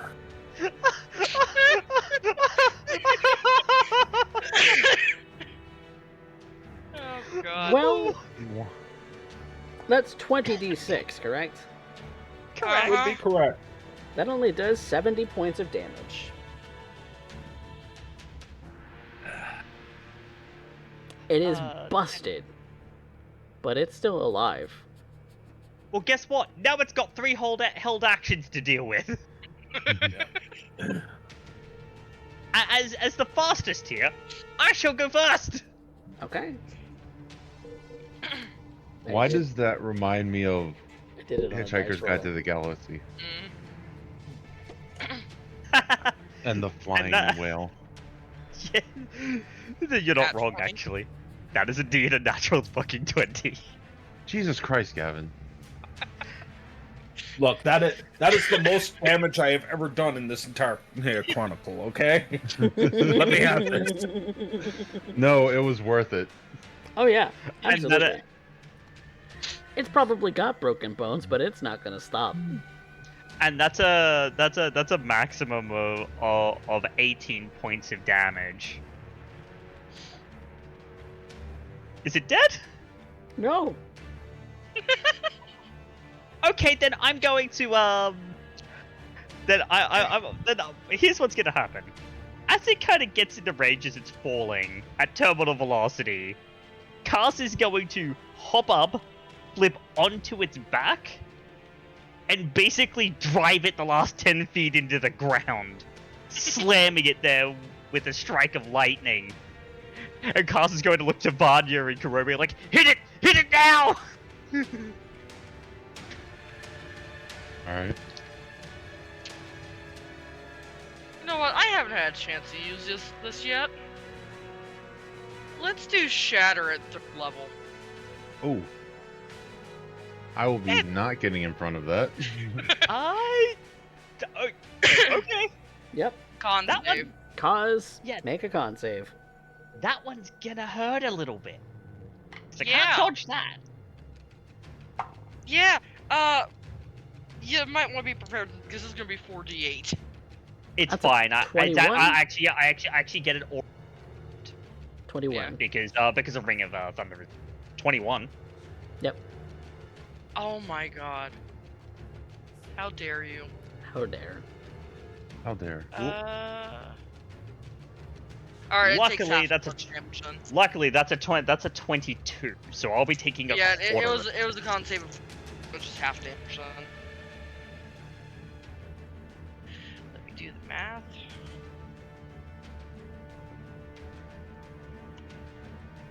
Uh, 7 points of damage. 7? That's the So half. it's 4. So it's 14. Oh, that is halved. Yep, 14, Yeah, half to so 7, and then quartered to half to 3. 3. Well, So, it was fine. 15, half to 7.5. yeah, Which and is then half, which will be 7, which is then half half to to get 3. Oof. 4. That's 3 to cause. Yeah. It's 7 to this poor bastard. Yeah, Alright. so- And then Zephyr. Zephyr does not get to take advantage of your held action. Fair. Okay. 22 for my hit. You only get 1 attack for a held It's only one. Yeah, It's only one one attack for attack. held action. during, Yep. Action. I forgot it was a whole action there. That's my fault. Yep. Oh, damn, that's damn near. So that's 20,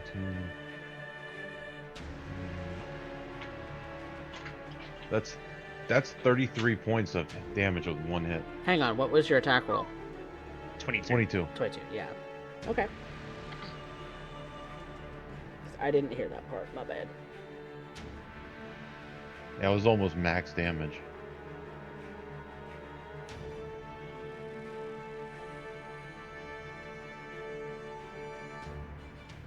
Okay. And that's everybody's held actions? Mm-hmm. Yep. Okay. Now it comes back to its turn. Cause you are on its back. I am on And its back.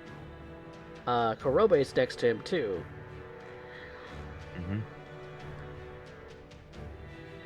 He's kind of flailing wildly. So it's gonna go after beak. Cause with 2 claws and Kurobe with a beak. Okay. So Kurobe, you get the beak attack. That's a Hooray. natural 1. I don't think that hits. Nope. Okay, Kaz. It's reaching around to try and fling you off of it, basically. Sure. First one is a 14 to hit. Miss. Second is less than that.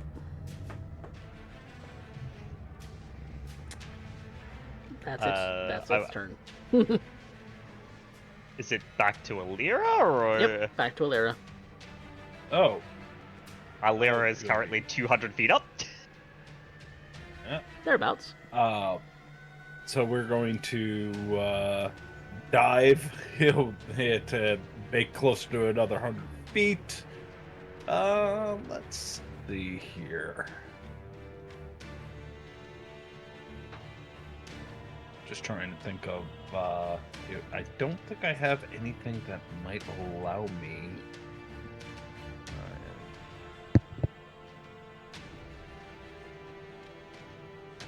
Sorry, I'm literally just like scrambling to find anything I can do. Okay, I'm just gonna have to do a double move. Yep. All right. Dashing for the turn. Okay. Cause. So I'm on this thing's back. Basically. I'm gonna quickly hop off. Okay. I'm gonna. If anyone knows their fighting games, this is a reference. Because I've been doing that a lot with Cup. As Derek, I'm sure you can attest. He's going to kind of lifted the owlbear and kind of, for the first unarmed hit, he's going to just over the shoulder throw it Okay. into the ground. Make an unarmed attack.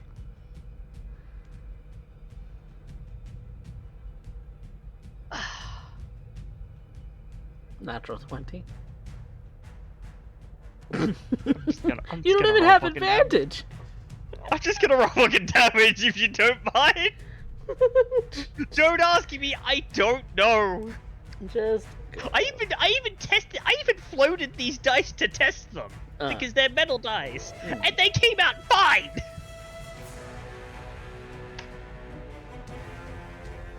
That is a total of 18 points. Okay. Still up, I'm guessing. Yep. It's hale and hearty. It's beefy. Second one then is it's getting lifted up and attacked with another unarmed strike. Okay.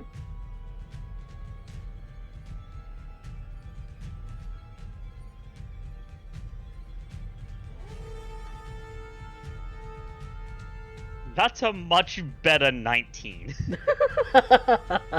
19 still hits. That's 12 points of lightning damage. Okay. Bonus action? I'm good. 2 more. 2 more. Spend a key. So, yeah. So basically, what you've seen so far is you've seen him lift the thing, throw it into the ground, kind of toss it back up, slam his palms into it to send it basically with enough force to send it flying a couple of feet backwards. And now he's chasing after it to follow up. Alright. Couple more unarmed attacks. That's a 28. 28 hits. That's 11 points of damage. And I would like to make a stunning strike, please. Okay, spend a key. Con save from you. Con save. That is dirty 20. That'll pass. Final unarmed strike. Mm-hmm.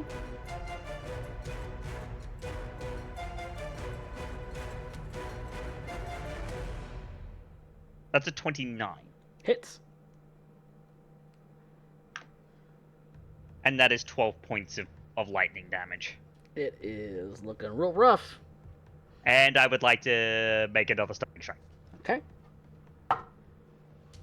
That is 17.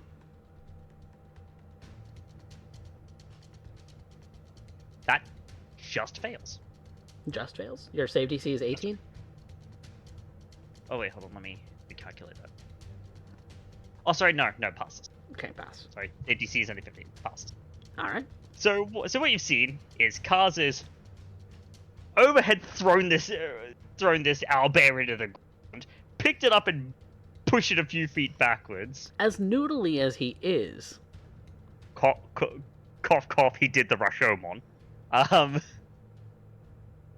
And then chasing after it, he uppercutted it and then kicked it into the floor with an axe kick. Yep. All keeping it in about the same space that it was. So,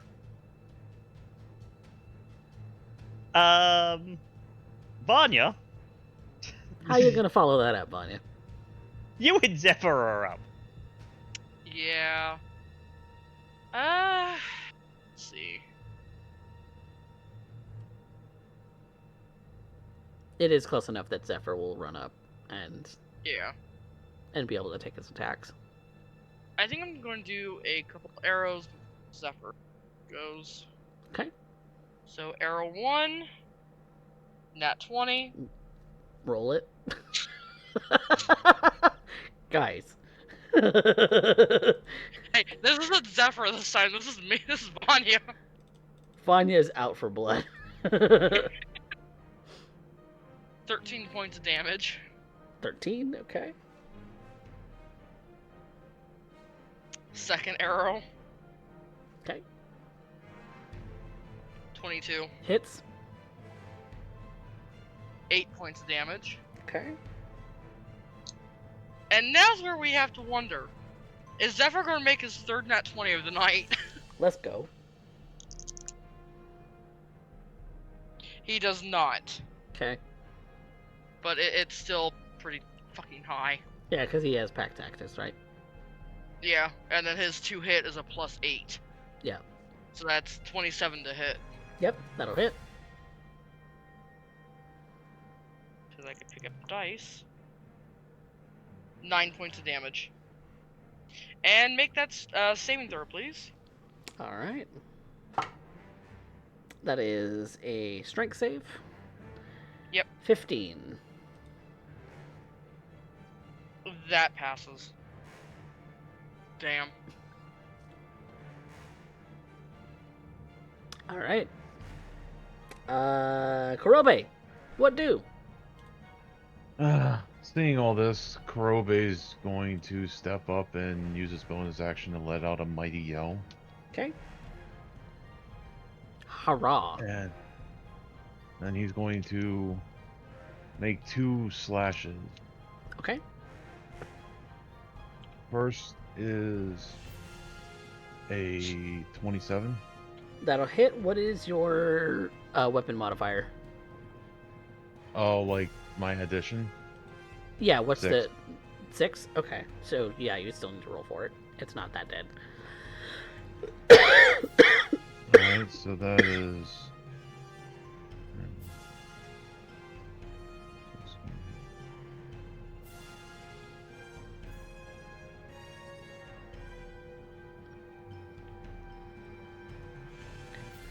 I still need to get into the fight, so.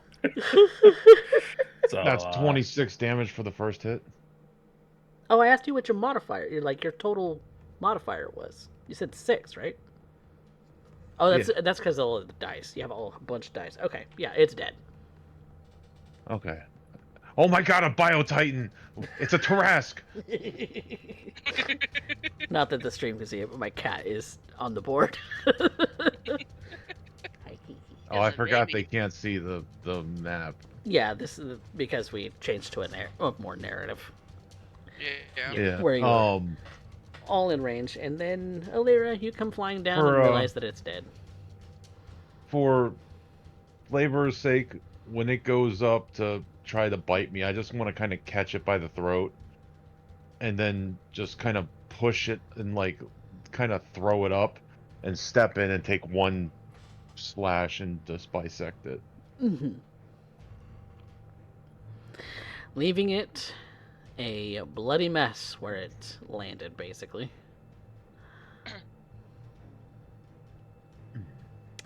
You have successfully quelled a male, very, very, very robust owlbear. I'll note too, that owlbear hit the ground at about 60 miles an hour. 63 miles an hour. I rolled 20d6. Woof.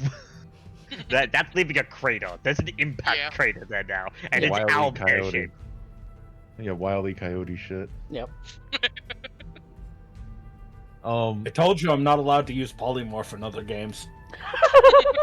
Well, no, that was a lot funnier than what I was going to do. I was going to just pick it up, walk over the water, and drown it.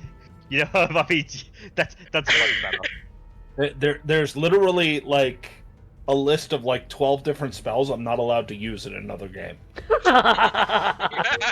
Okay? Because I And want you, Fireball is nowhere near on that list. You are free to do whatever you wish in my campaign, my good sir. That's kind of like I was were banned in a speaking game again. from playing a Forge Cleric because I made 2 sets of plate armor for 200 gold, and the DM wasn't happy. Well, the threat is now cleared.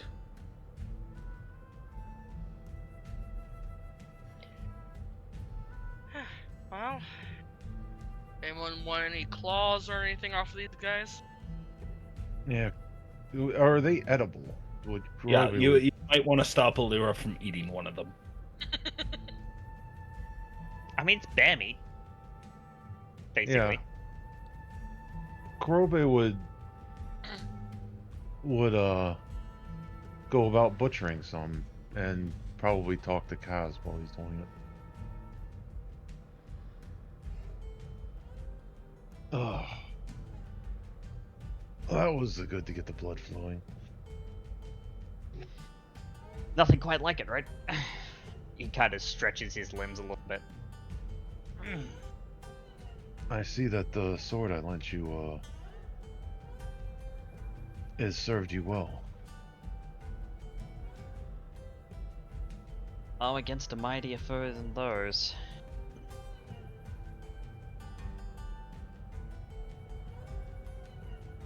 I'm just trying to think of a mightier foe that he fought with it. Oh, the Elder Brain. Oh, It's tasted Here, a hold little this bit for a blood. second. Elder Brain blood.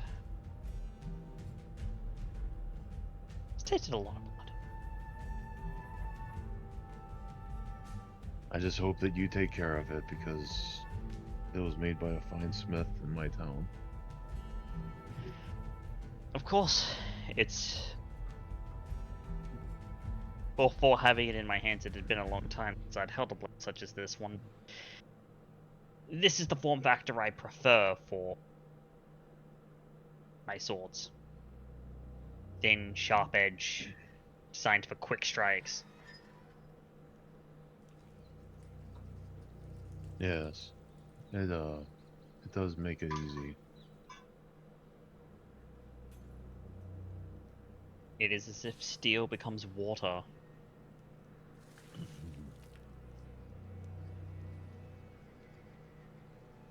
I just found that got used to the weight of the blades. I can do mighty strikes with heavy things, but the velocity I can get, I can sever things much easier. I had them design that sword for me. And he points over at the Nodachi that's leaning against a tree, probably. And Which, that, which part? Pardon the interruption, but some of the meat on all of this is kind of ruined because it had fire damage and lightning go through it. So some of it's harvestable, not all of it. that's fine. Oh, we have like 5 owlbears here, 3 juveniles, 2 adults. I think Yeah. we're gonna be okay. Yeah, I just wanna. He would get some stuff for dinner at the very least. Yeah, Let Vanya's stuff gonna be goes to raid. snagging the claws. Some of them. And maybe For some proof. feathers. Yeah. Yeah.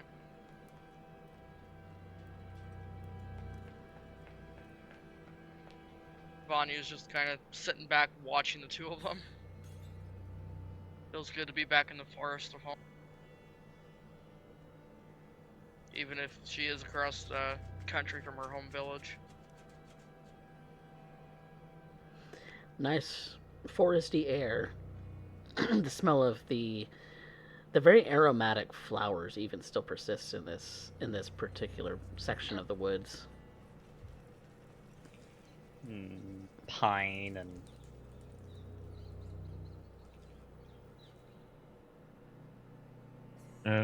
While we're aromatic waiting, flowers that hopefully aren't Rafflesia. Sorry, CJ. no, I was about to say while they're like he's packed away, some of the meat because I'm pretty sure we have a like a meat chest. Yeah, the bag that of we cold bought. thing. Yeah. Yeah, we did have one. I thought so. Yeah. He's going to pack some of that, but leave some of the choicer cuts and maybe some of the organ meats and stuff, and he's going to make a small fire and go and pick some like wild berries and mushrooms and make something quick for everybody to eat while Mhm. everybody's cleaning up and doing what they want to. All right. Make a survival check for gathering of your side dishes. Okay. I'd like to assist in that. Okay. Add advantage. Okay. Thank you for the advantage because I needed that. That is a 30-20. 30-20. Plenty. I was about to feed y'all poisonous ass mushrooms. With Vanya's expertise in foraging in the forests of the Greoran Empire, she's helped you pick out some healthy berries, some root vegetables that you can forage in this place, and as well as a couple of other things that you could put into stew, and all of which are very nutritious, and so you come away with a very decent meal by the end of it. Excellent. And so, Alira, you get to try for the first time owlbear meat stew. Yeah, Kurobe will go around handing out bowls and looking at Alira, how Alira was looking at the owlbears. He'll probably hand her one first. Flavored with the spice pouches that y'all have amongst all of you. Oh yeah. So we're getting the exact flavor you want. Handing a vulture a stew. Makes about as much sense as anything else we've been doing. I'll just sit it down in front of you. You can pick at it.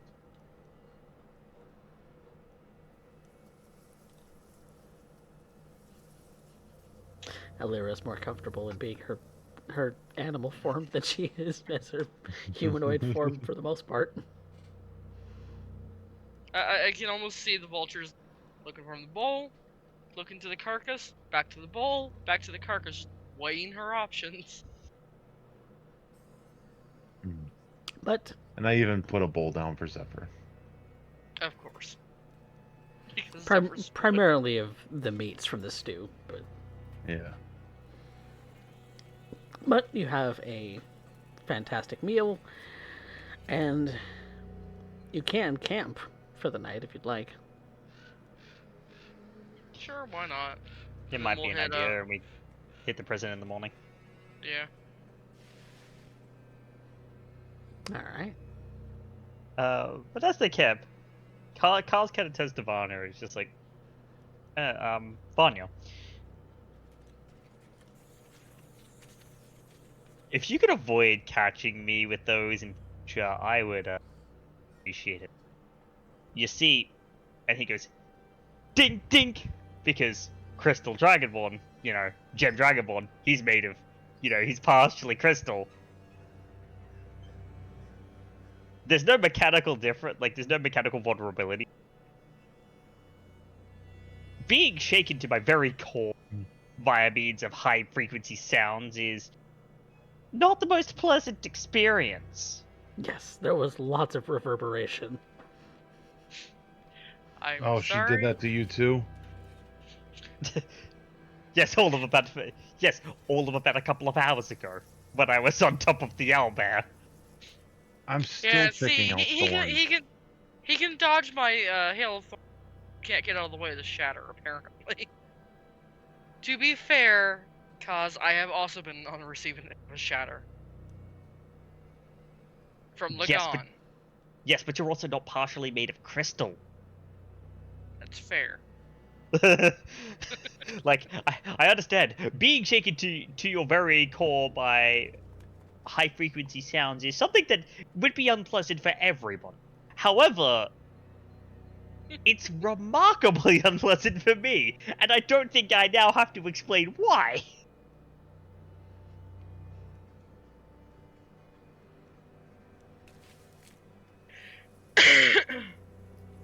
Hopefully there won't be a next time.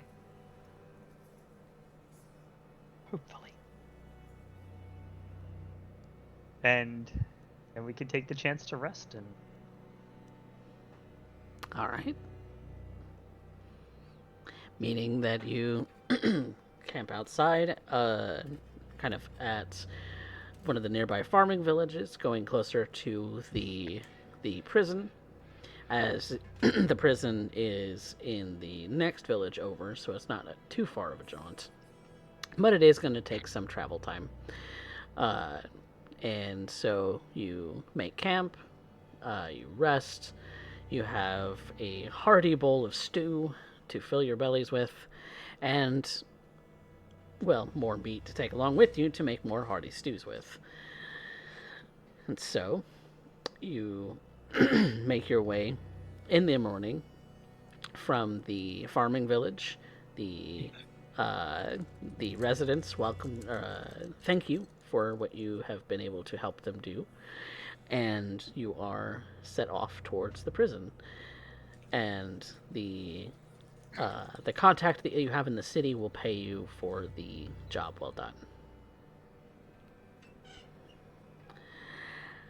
But arriving at the prison, you find that it is very much a sort of standard sort of dungeon looking place. It definitely has the it looks like it is made of stone in a very similar style to the city of Colcaster, and it definitely has the sort of the sort of things that you would expect. Like, it has guards everywhere.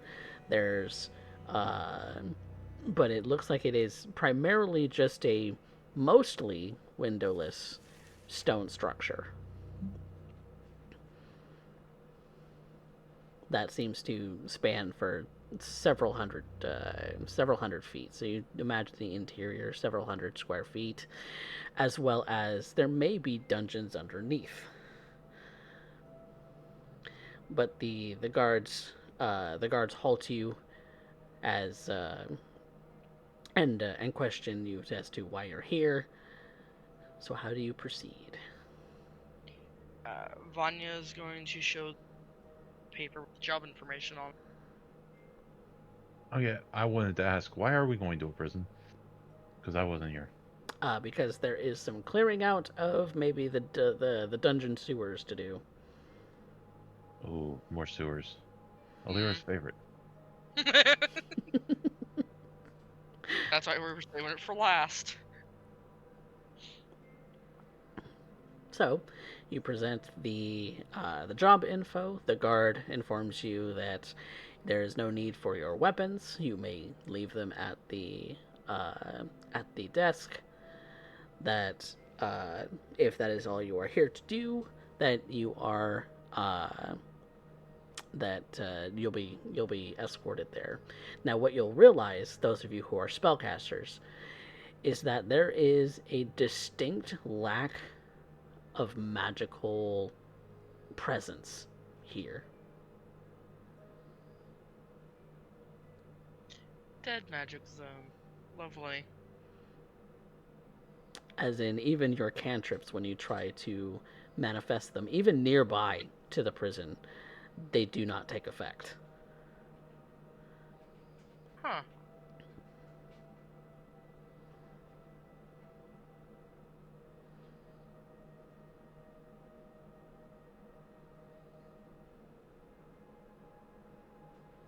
Things just got interesting.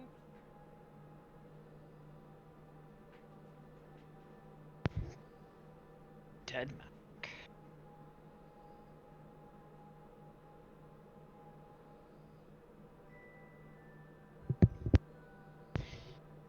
So that's how they store their prisoners. Interesting.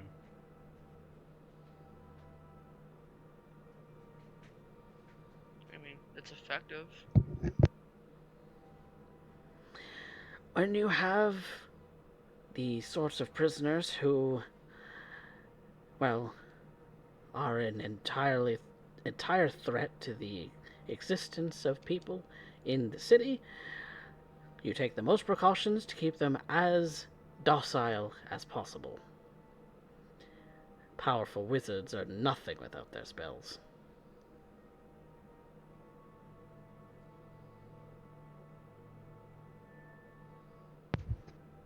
Not incorrect. Other mundane means are used to also keep things closed. But you will not be going anywhere near the prison cells. Follow me.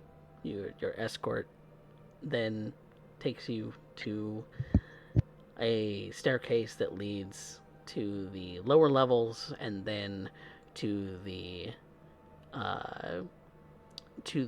sewer, which what you would find is actually kind of has everything wash through it from the lake that's nearby, the Serene Cove. So it's actually, as far as sewers go, rather pleasant because it does seem to have a fair amount of running water going through it.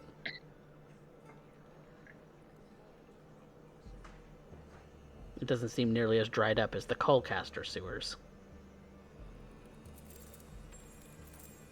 Oh, We can be good. thankful for small blessings. So, Alira, there's no horribly pungent smells going on here. Oh, I don't have some PTSD flashbacks. No. Okay, No, that's a start.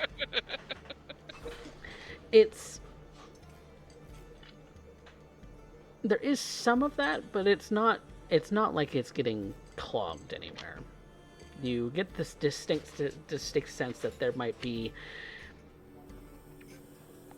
monsters down here that need to be flushed out of some description.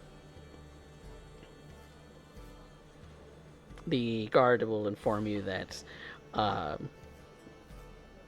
for some unknown reason that it seems that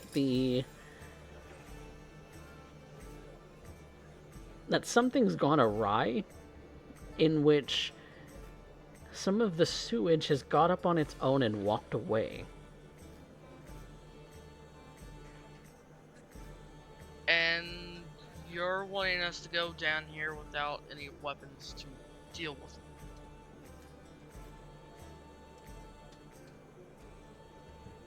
Like, I understand you don't want anyone breaking out or, anything like that, but that's a... No magic, no weapons. That's gonna be kind of difficult. Say for, like, one of us.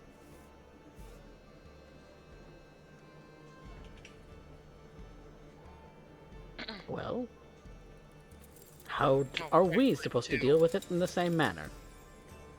You're an adventuring party. You figure it out. So we are relying on the Dragonborn and the... Understood. Alright. So I why can- can't you stand guard and make sure we don't leave, and let us take our weapons into the bowels to clear this out? We have monsters to defeat. Like I said, for you to figure out. If you cannot, then you will simply go back upstairs and remain unpaid.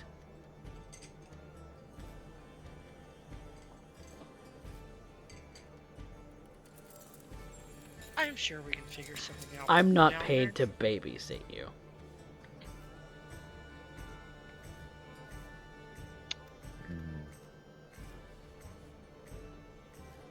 How Oh, much my- gold do we have on us right now, Vanya? That's out of character. Let me look, because I have it. And before the owlbear payment, just about 3 grand. Cool, because guards don't really get paid all that much. So, Kaz is going to pull out a small sack of 100 gold pieces. You're exactly correct. You're not paid to babysit us. Unless you were.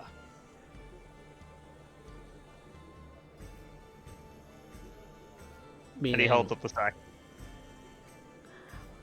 are you intending to bribe an official of the law? No. I am paying for services rendered for an escort. No bribe.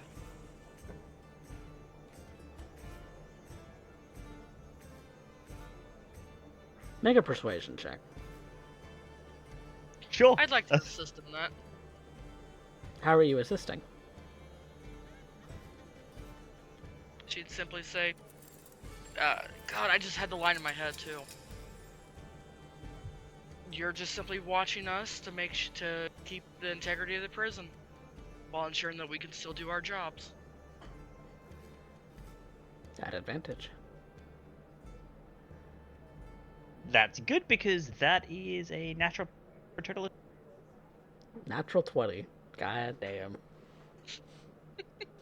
All right. I'm not paid to babysit you. You are now. It's not my fault if you end up with a net zero on this job.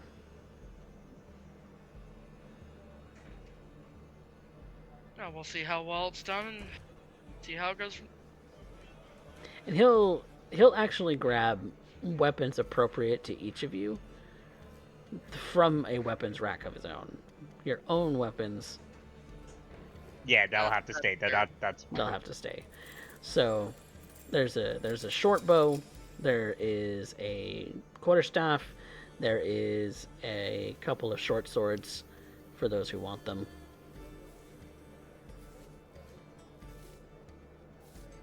So you get relatively meager weapons. Yeah. Considering I'm pretty sure I'm the only one in the bow, I will take the short bow. Okay. I can use a short bow, but I don't need it. No, because you pull bullshit. I mean, Carl's will take a short sword, just kind of gently twirl it in his hand. imagine something like a Greek gladius. Yeah. Like broadsword length. But like yeah, broadsword length and size. Statistically, it's a short sword. Yeah. And Kurobe, are you also taking a short sword? He's used to something a bit long. He's used to something a bit longer, but there's nothing like that available at this point. Yeah. Well, he has a long. You say you have a long stick. Quarterstaff. Yep. Can bonk You know what? people with the stick. You know what? He'll just pick up one of the swords. He's like, I haven't used something this small in some time. Which leaves Lyra with the quarterstaff. Yeah, there's to be fair, there's plenty of these things for those who want Yeah. to carry all of them. But if you just want something that's appropriate to your character, then Oh yeah, then she's grabbing 2 short swords too. Yeah, I'll grab a second short sword. I only need one. Okay. So, you are led by this individual whom you have handsomely paid 100 gold, and he also is carrying a short bow and a short sword. And for the purposes of this, he will be just kind of a bog standard guard. He Hopefully he doesn't die. he leads you down leads you down towards the sewers after you've gotten the equipment that you would like to borrow, and he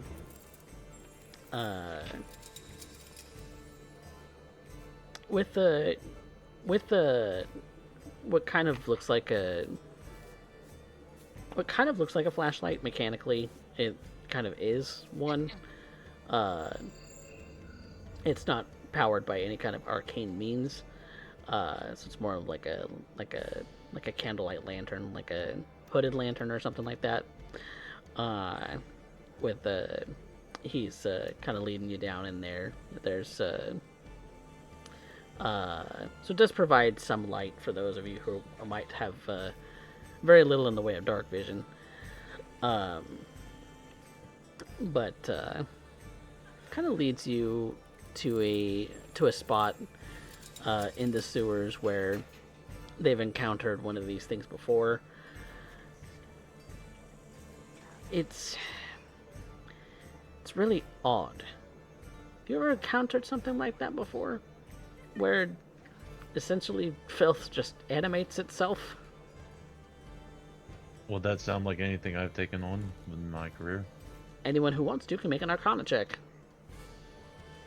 Arcana? I'll make a check. Sure. Well, let's make an Arcana check.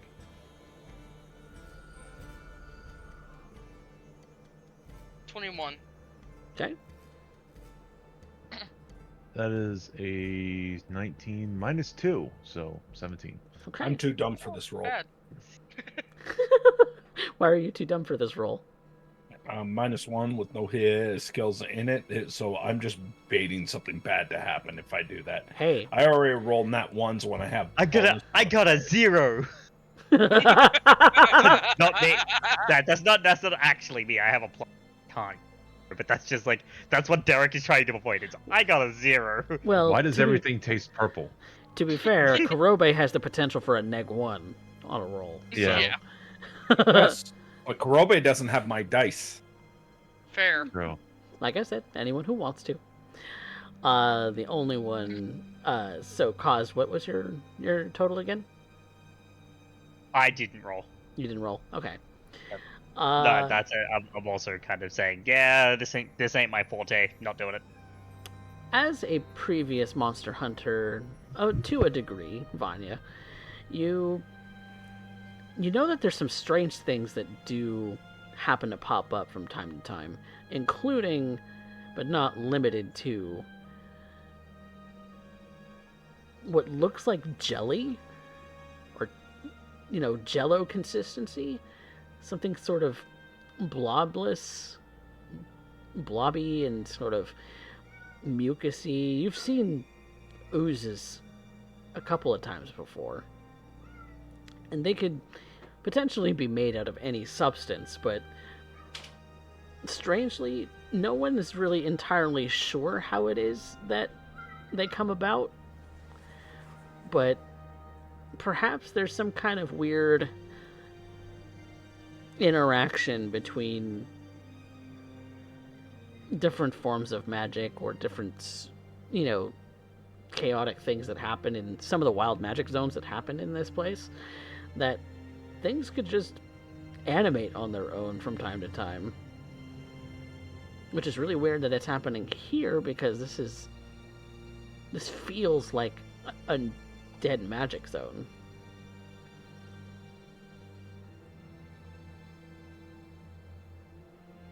That is kind of weird.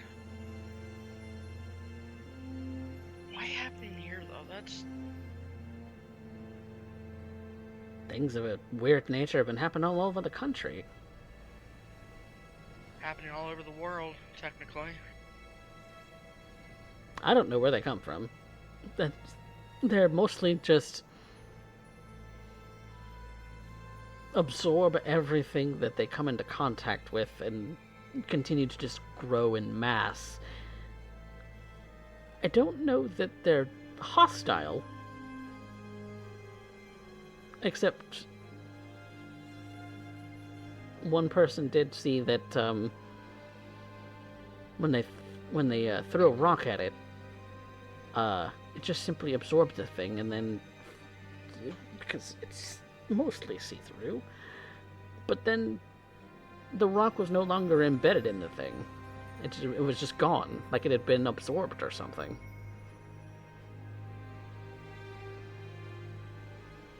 Huh. That is something to keep an eye out. I don't know if these things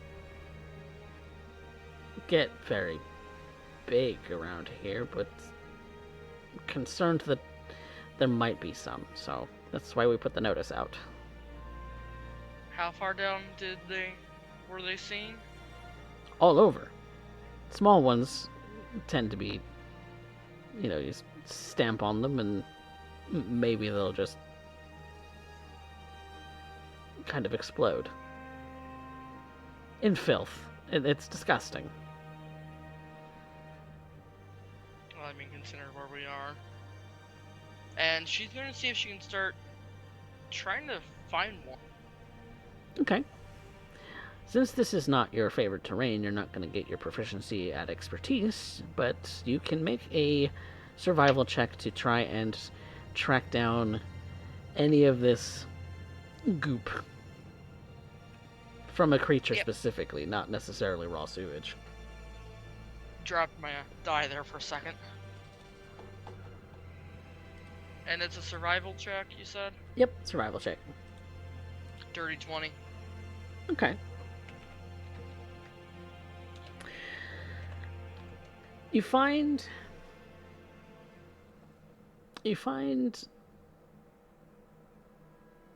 that even that the things that you're trying to track down don't really go into the water all that much. They stick to the sort of walkways. They stick to the bridges, the same sort of things that you would keep to by staying out of the water. And so you eventually do come across one of these creatures. And it's not particularly large. It's about the size of a person. Smaller than the owlbears, so it's just kind of oozing along, like it's kind of rolling itself to wherever it's going, kind of picking up sludge as it goes along, whatever sludge there is. She's gonna fire an arrow at it. Okay. Make an attack roll.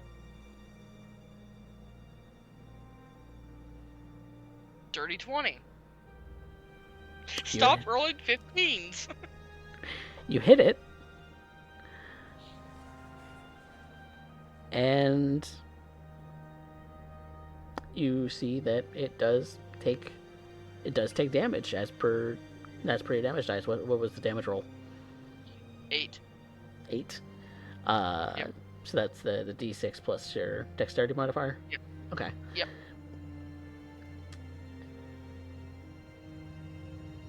It kind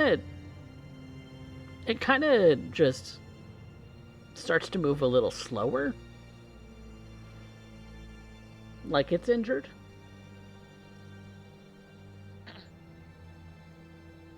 And it's far enough away from you that you could fire another shot if you wanted. Oh yeah.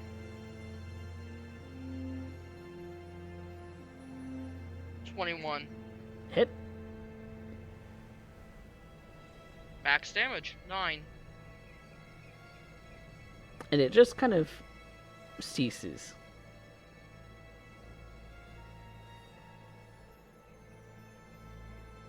Huh. This is Like either gonna go really the blob just seems to kind of deform and just kind of drip down the sides of the thing into the walkway into the water. This is either going to go really smoothly or it's going to get very bad later on. But, let's clear out what we can.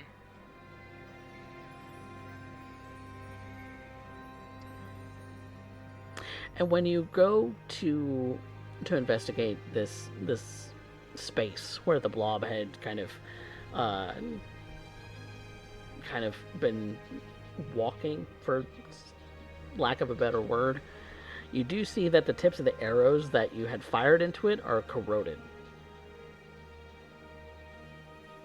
Oh, isn't that interesting? She's gonna carefully pick them up and show the party. Watch your weapons.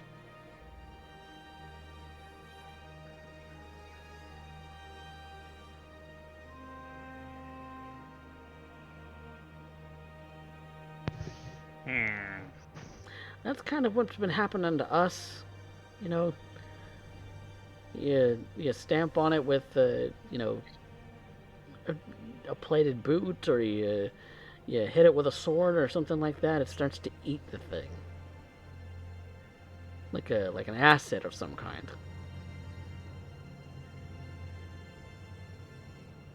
I've heard about these creatures doing this. Name is escaping me at the moment.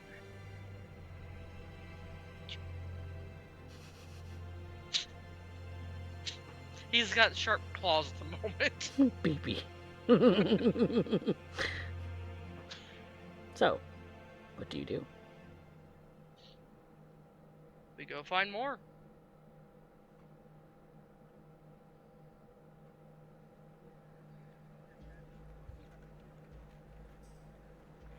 Alright. You start to go find more. And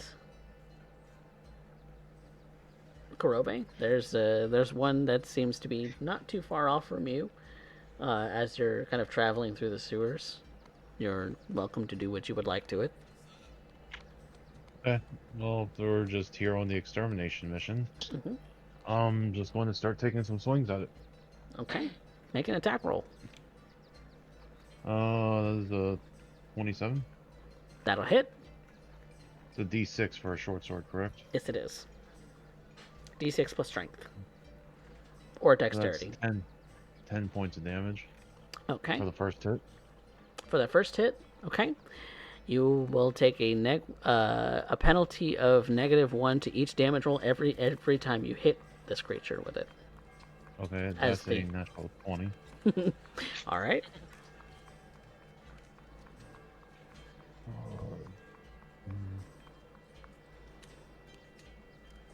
That's 15 points of damage. Okay. And then bonus action. Oh, I need to roll the hit first. Yep. That's only a 17. That'll hit. Oh. So that's another 10. Okay. This thing stops moving entirely, but that weapon of yours has corroded. You have a permanent -3 on it now for damage. Hmm.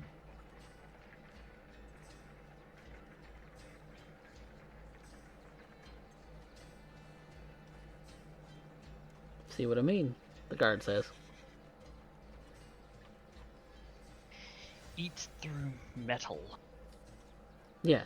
You get why we don't want them going upstairs. Yeah. It could potentially let some of our prisoners out.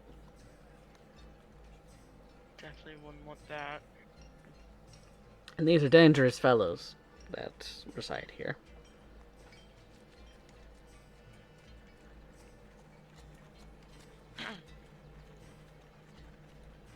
Brutal serial killers. You know, the like. Such as it is. With the way that they've been moving, the ones that we've come across, are they moving anywhere in particular? Do they seem to be kind of trying to conglomerate somewhere? Make an insight check. Now, this is something that I'm actually somewhat good at.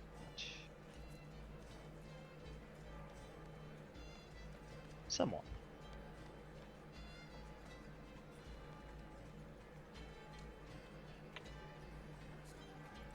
That'll be a 21.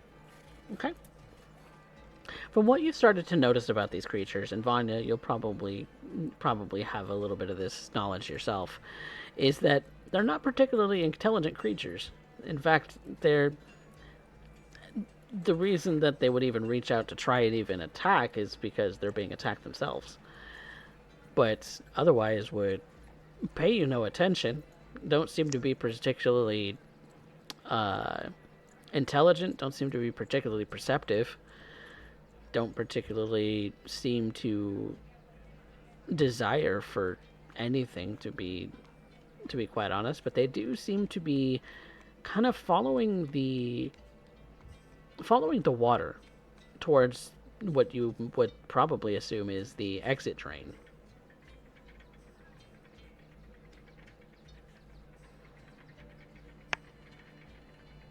They're trying to leave.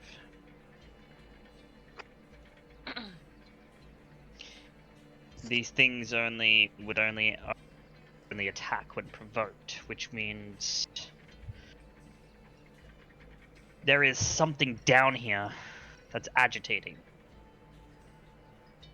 Because otherwise they'd be docile.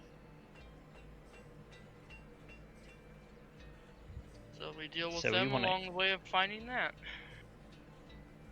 So we need to look at where these are coming from. So we want to travel in the opposite direction to where they're going.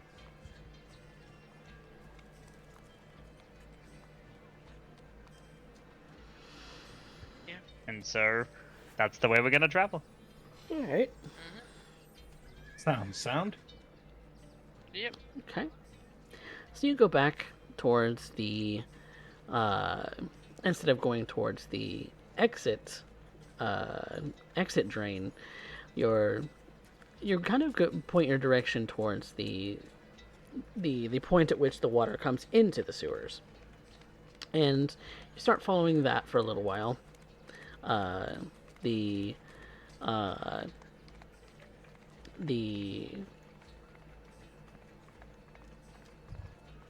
You do hear from occasions that you're mostly just above some of the prison cells. They maybe do hear you mucking about underneath. You do see that maybe a couple of them start to yell down their facilities to try and see if someone will pay attention to them. But the guard just tells you to simply ignore them. Some of them sound very desperate.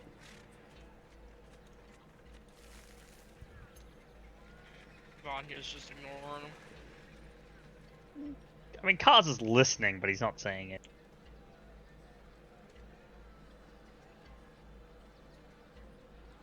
One of which yelling down the muck chute just yells, "I've been framed!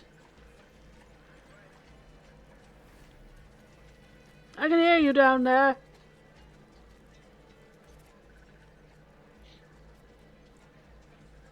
Let me out! Kaz just pays it no mind.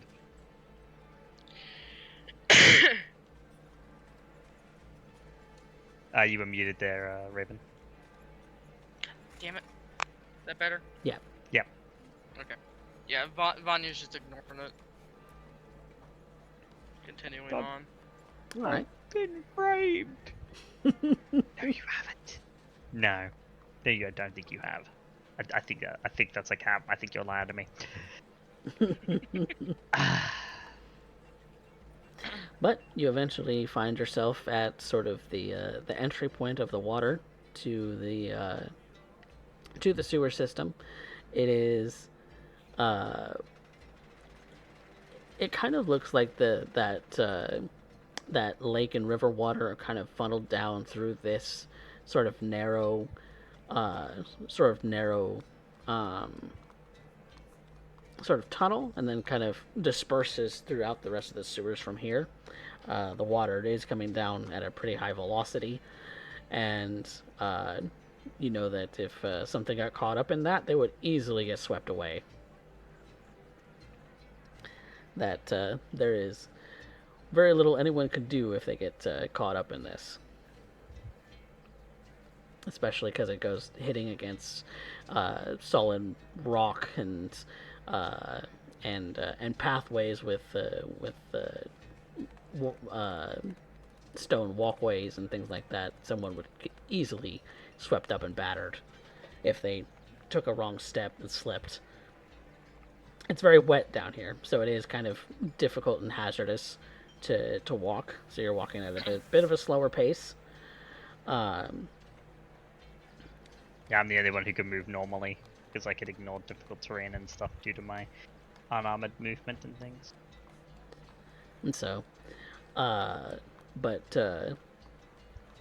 what you do you do see another one of these things, and it does seem to be following the water, but it does seem smaller, a little bit smaller than the ones you've encountered so far.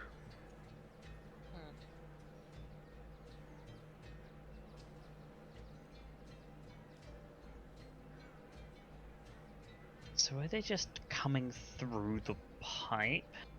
The water pipe? There's nothing beyond that water pipe except the river. Implying what we are looking for is actually at the river. It could either be in the river, or these little guys can be in the river, can be being produced in the river and being sucked in. The river comes from the lake, the Serene Cove. Cars will put the slime out of its misery with a fist. Do you take acid damage for doing that? I do not. No. It takes a couple punches, but yeah. Yeah. It barely even has time to react by the time you're done. Just bop bop. Well, if we quickly wait here, surely we'll see, given how prolific they are, we'll see another one pop through in a second. If I'm right. And if one does, we have our answer. Then we can clear out what's presumably here before going to take care of the itself. So you're gonna watch and wait to see if a slime pops out of the... You see, instead of kind of like popping out of the tube, you see it kind of like gelatinously kind of crawl itself out.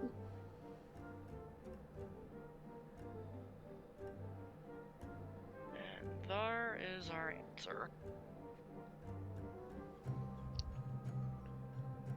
It looks relatively clear, like it's got very little substance to it. It seems particularly tiny, even. So it's coming down here and eating.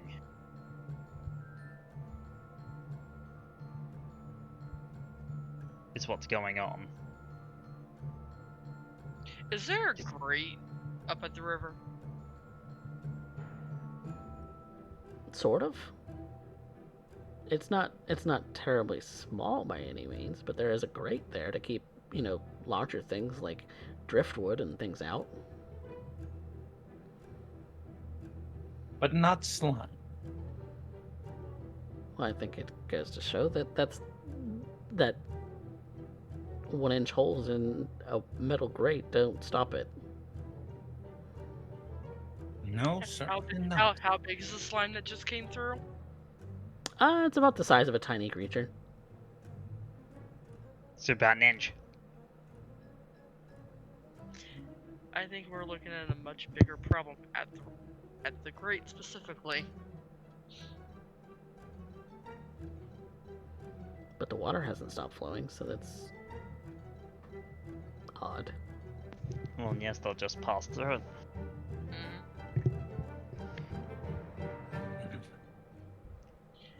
Is the whole like kind of thing of the pipe being taken up by the water flow, or is there a little gap?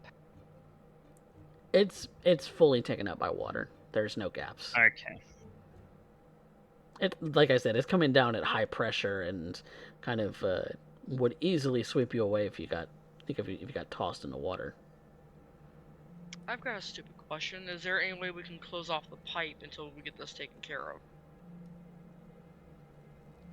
Shut off the water valve. Yeah. Because, hear me out. We shut it off.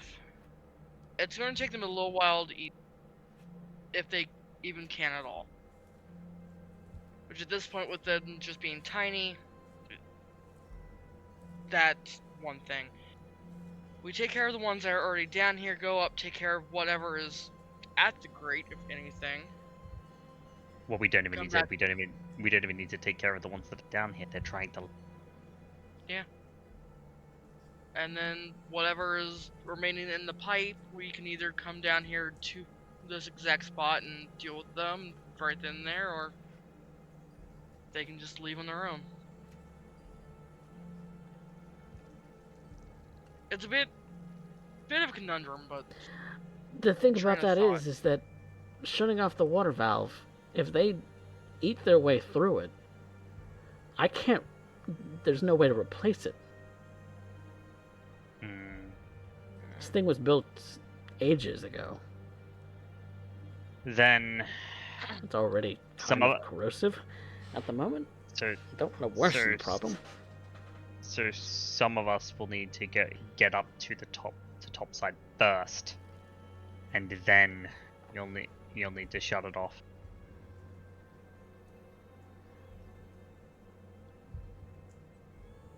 There's just some kind of ooze. Just kind of seeping through Acidic. everything. acidic Yes. ooze. Corrosive to metal specifically.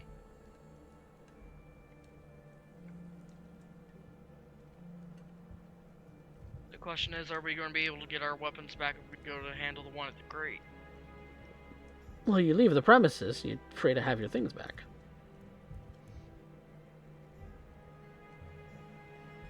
And the drainage to get river water down here is outside the prison premises. Is it outside of the dead magic zone? I don't think so. The dead magic zone was specifically put in place because this is a prison. Where how far it extends out or how large it actually is, it's anybody's guess. It's kind of organic in shape. It's not exactly a circle.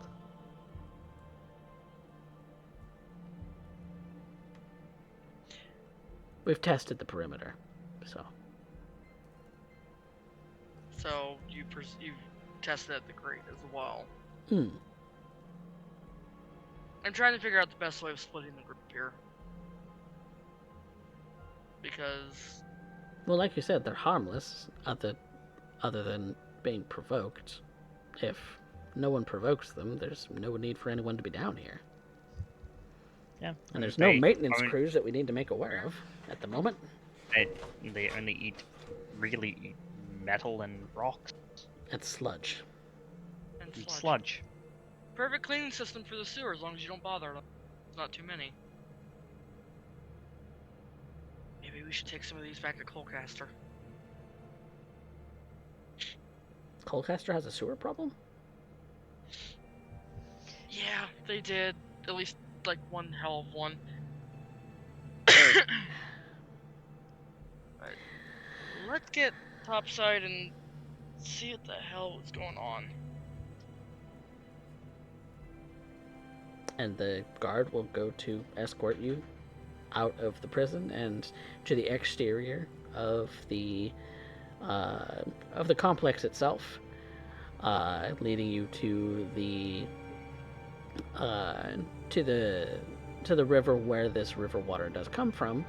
Since some of it is going and draining into the sewers underneath the prison, it is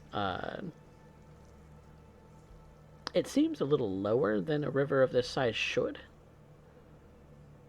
So the banks are pretty steep, but it still flows pretty well.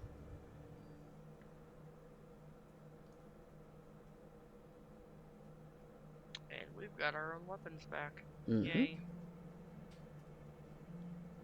But you still feel like the magic of this particular area is silent, dead. Ah, damn. That would include. Does that include magical light? It includes magical items. So your the enchantment itself is not lifted, it is just inert. Yeah, it's suppressed. Dang, because I was gonna use the cloak of the manta ray actually, because that'd be perfect for this. You would know lifting the hood of the manta ray cloak that you do not feel any different.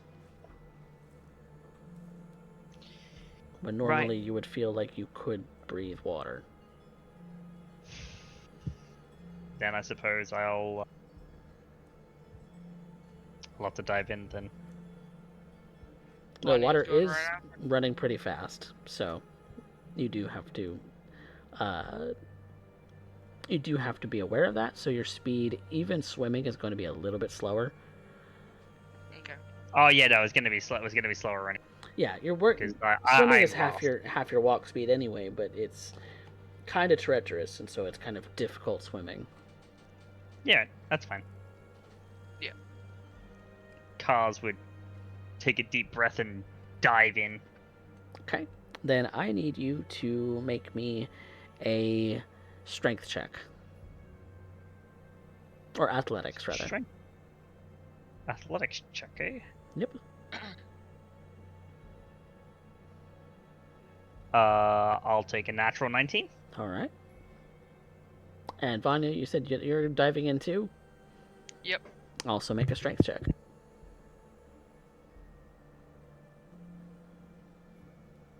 $17. For athletics, okay. Yep. You are just fine to swim as you normally would. Since you, Kaz, do you have dark vision? Let It's the middle of the day, but it does get kind of murky, so.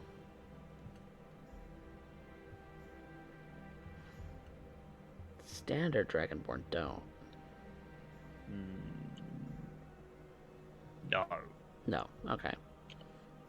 So it is. But then dark vision wouldn't really help with it being murky anyway. 'Cause No, it's just like murk is murky is particular. obscured. Yeah. Yeah. So the area is lightly obscured, and It's a disadvantage for perception checks. Okay. Yeah. so that's the situation that you find yourself in. That's all right. I will go ahead then and start looking for the grate and anything in here that might be kind of Okay. out of place. Vanya's doing the same. So you both can roll perception at disadvantage. What are Korobe and Alira gonna do? I guess we have to follow suit, don't we? You don't have to. You can. You don't have to dive in. Yeah, but not much I can think of doing out here. Outside of that, okay. Actually, you'd probably be the best for it because you have wild shape. It can turn into something that actually has a swim speed. Yeah, Good true. magic zone. Not a magical ability. Not Oh, not a spell. Fair. Well, There's a lot I can get away with here, technically. fair. Yeah, You- can't cast spells, but everything else is fair game. You are free to spend a wild shape and your action to attempt it. I got a 24. You know what? I'll just swim naturally. Naturally, okay. Yep. Make a strength 21. athletics check. Well, hey, it's not the worst thing ever. I got a +3, so 19. Ooh, Ooh, she's strong. nice. She's pretty strong. Yes. Just used to swimming upstream this entire time, so sure. It's kind of what you're doing in the moment. Kind of trying to you're basically trying to tread water underwater so that it doesn't sweep you away. We can be grateful on that part. And I'm sorry, coffee. I'll be right back. Yeah, no problem. So we were having perception checks from Cause and from Vanya. So what did y'all get? 21. 21. 24. Oh, even a disadvantage. Goddamn. You got I have a plus 10 to my perception. pretty cheap sheet. You got peepers Mine's a for plus days. 11. Sorry, hold on, 24. Sorry, plus 7 rather. I rolled the lowest I rolled was 17. Oh, okay. 17 and 18. Okay. 18 and 10. So you easily find the drainage that goes into the sewers, as it's clear to see that it is something made of sort of stone and metal, is it kind of gives you the appearance of like an underwater well, in a way, where it's kind of got this sort of reinforced sort of structure about it. Kind of looks like it was like drilled into the rock and kind of reinforced with a metal pipe, and that way all of the sewers below it could get water flowing, and the metal grate on top of it does seem to be a bit corroded. Is there anything floating unnaturally Unnaturally, that either should have been stopped by the grate or should have gone through? Like maybe it's just hovering like a few inches or something from the grate. You see the occasional sort of animal, like a underwater, like there's a fish that gets caught in the torrent and ends up in the drainage. Well,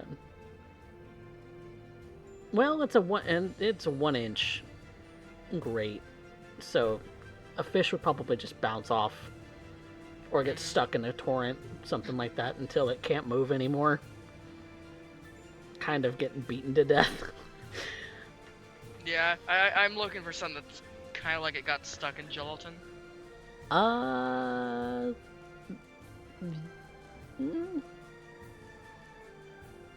Yeah, it's hard to see, but you can see that the water's a little bit different. Because the murkiness and the sort of objects that get stuck in it kind of just pass through a little bit and then are ejected, but they move a little slower than the water's currently going. She's gonna point that out to Kaz. You just point. Yep. Kaz, Mode you see motion what she's to- looking at? That's different.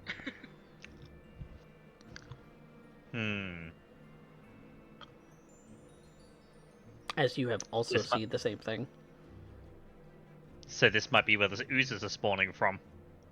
Yep. What is it though? So you know what I'm gonna do? What you You're gonna gonna do? punch it. I'm gonna go up and punch it! Okay. You Do are it. going to swing at disadvantage. Because you are swimming. Do I have disadvantage? Any attack roll underwater does have disadvantage. Unarmed or weapons.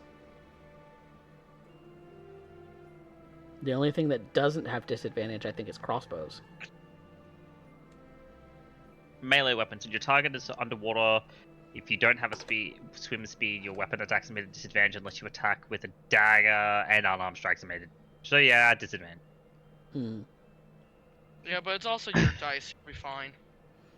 Imagine trying to swing your arm actually through water. It's a 28. I rolled two 18s. It's a 28.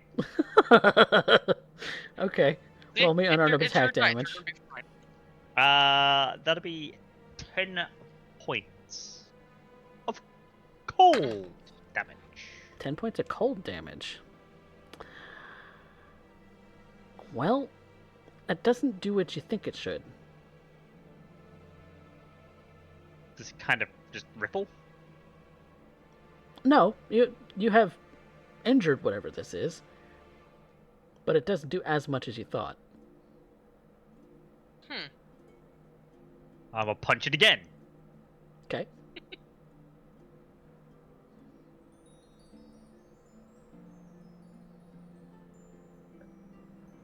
That's a 15 this time. That'll hit.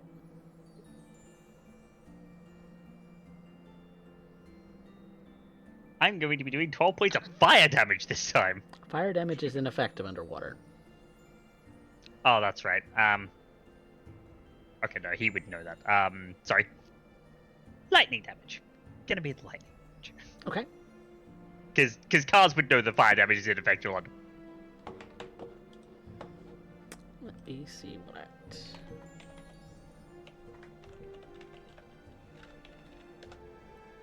to do about this?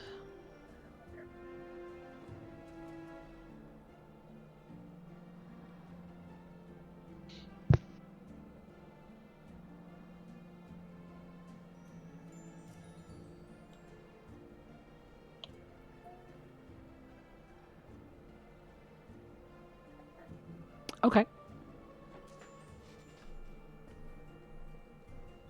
So I punched it and injured it again. Well, I injured it some, guessing. So total damage was, you said it was 10 from cold, and how much from lightning? 12. 12. Okay.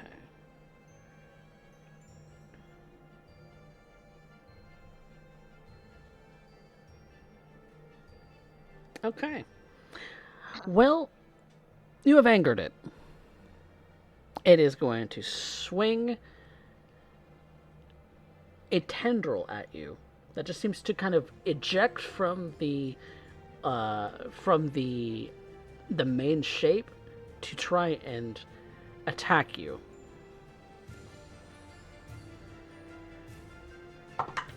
Okay. That is a 23 to hit. Yeah, okay, that actually hits. Okay.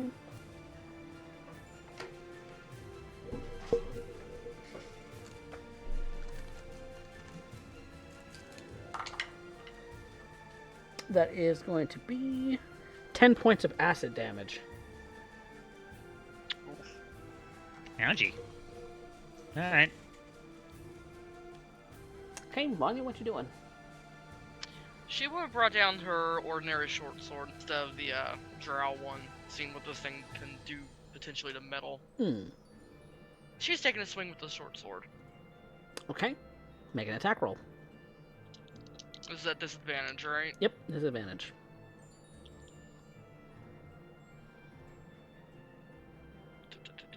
That one's capped. Okay then. Math, please.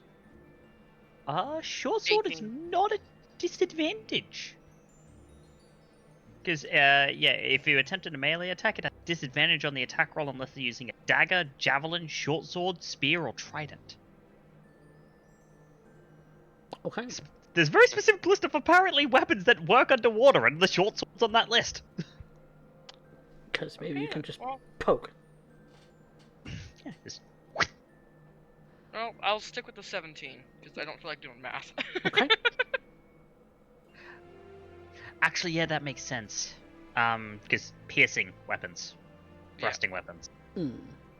Even though short swords are slashing, technically, you can still pierce with them.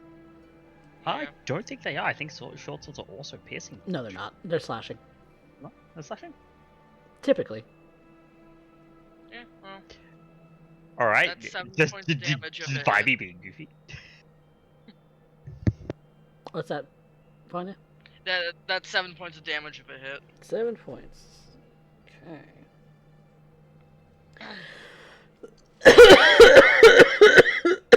Well, Don't die on us. stop. Stop it, me. Yes, we like having our coffee. Okay. Right? It is not happy. It is not happy that you have discovered it and you have attacked it. It does not like that at all. So it is instead going to try and roll atop of both of you since you are within melee range. I need both of you to make a constitution or a dexterity saving throw. Oh, good. This is one of my better saving throws. You said dex? Mm-hmm. Oh god, that was close. It cacked on one and then fell down onto another number. Oh god, that was close. Let's not give ourselves heart attacks like that. Oh wait, hang on. 24. 1, 2. Okay. If you made a 12 or higher, you're fine. Yeah. I Honest. landed on 19. On a successful save, you are pushed 5 feet back because you're avoiding it, because it takes up a whole space. Okay.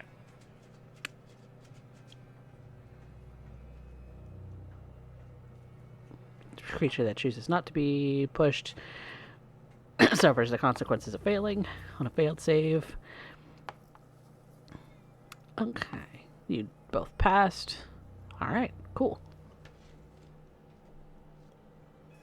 It moved. And tried to engulf you, but was not successful. So it's going to try and swing at Kaz. Okay. With a 22 to hit. Yeah? Damn. Alright. And you are going to take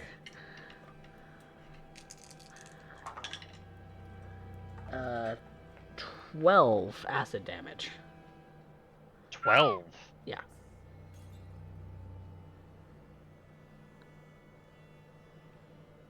Okay. Kaz and Vanya, what'd you do? I am now nettled. Vanya's taking another swing at it. As will I. Vanya. I think you might want me to go first with this one. Okay. Yeah, go ahead. Roll a disadvantage. That's a 25. Okay. Roll damage. That's 12 points of lightning damage. Okay. Stunning strike. Con save, please. Con save. Oh, that's a 7. Fail. Done. Second attack. Okay. 24. Okay, you hit. 10 points of lightning damage. Okay. Flurry of blows. Okay. 29. Hits. 10 points of lightning damage.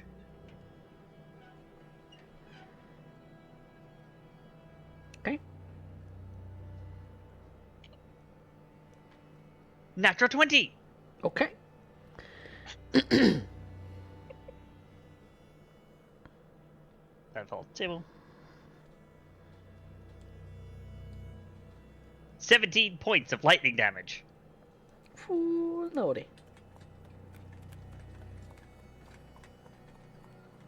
So now, for Karube, who's and the guard who are up top, and Alira, who's kind of swimming up nearby, all you hear is doof, doof, doof, doof, and the sounds of kind of shockwaves reverberating through the water. And the two up the top can see the waves from where this thing is. Both of y'all make a strength saving throw. Me and Kaz. Yep. Because the Strength. water's taking a turn.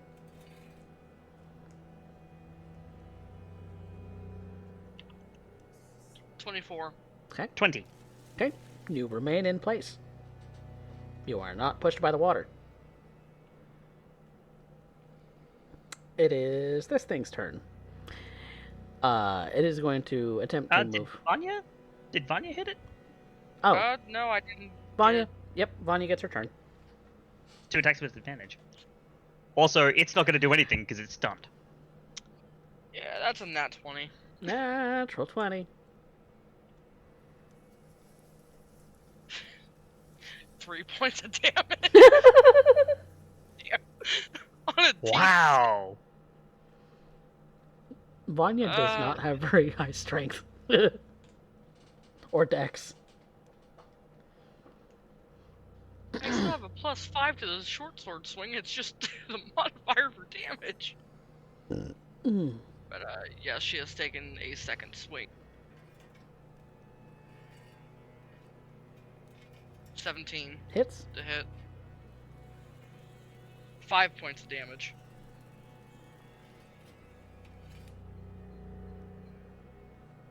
Okay. And then that's when the water takes its turn, and we're back to the Uzi thing. So, it is stunned, which means that its spends its whole turn not doing anything, and then the stun ends, and it is back to you guys. Punch. Punch. Punch, punch, punch. Let me just check to see if it's start or end. I believe it is start.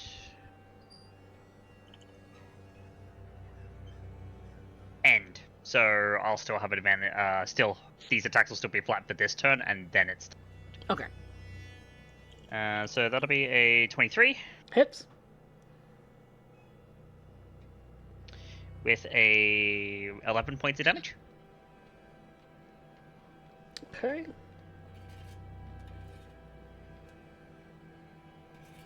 That's a 21 Hits. for 11 points of damage. Flurry of blows. Okay.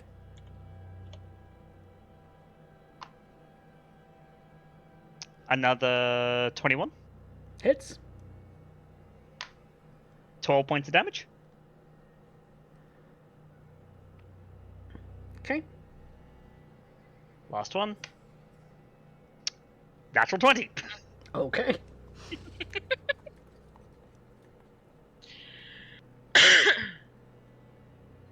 14 points of damage. That was all lightning damage. And stunning strike. Cold save, please. Okay. Yeah, it was actually hitting me pretty hard. I don't like that, so I'm gonna make it stop.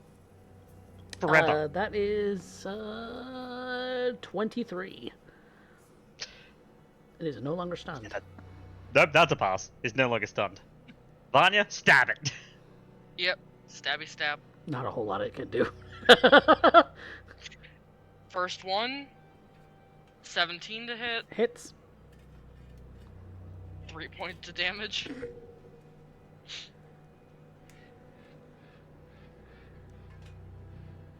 And 16 to hit. Hits. Oh, finally. Max damage. 7. Okay. There is a reason why she picked up the Drow short sword. Mm-hmm. It doesn't like that. It doesn't like that at all. It's gonna try and roll on top of you guys again. Dexterity saving throws, Dex please. That's a How's 28. that 20? You are pushed back to 5 feet to avoid the thing. You're still in melee range, and it's gonna try and smack Kaz again with a tendril. Natural 20. Oh. Oh. Ow. Wow. Alright, sure. Well, one nat 20 deserves. That And you've hit it with how many now? 14. Like half a dozen. That's 28 acid damage. Whoo. The water takes its turn. I need a strength saving throw from both of you.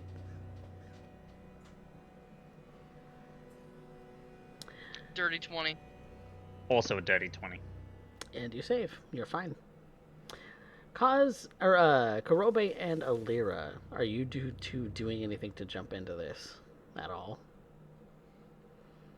Oh, Kind of see them struggling with something in the water. yeah. Kurobe, if he sees him struggling, he'll drive in.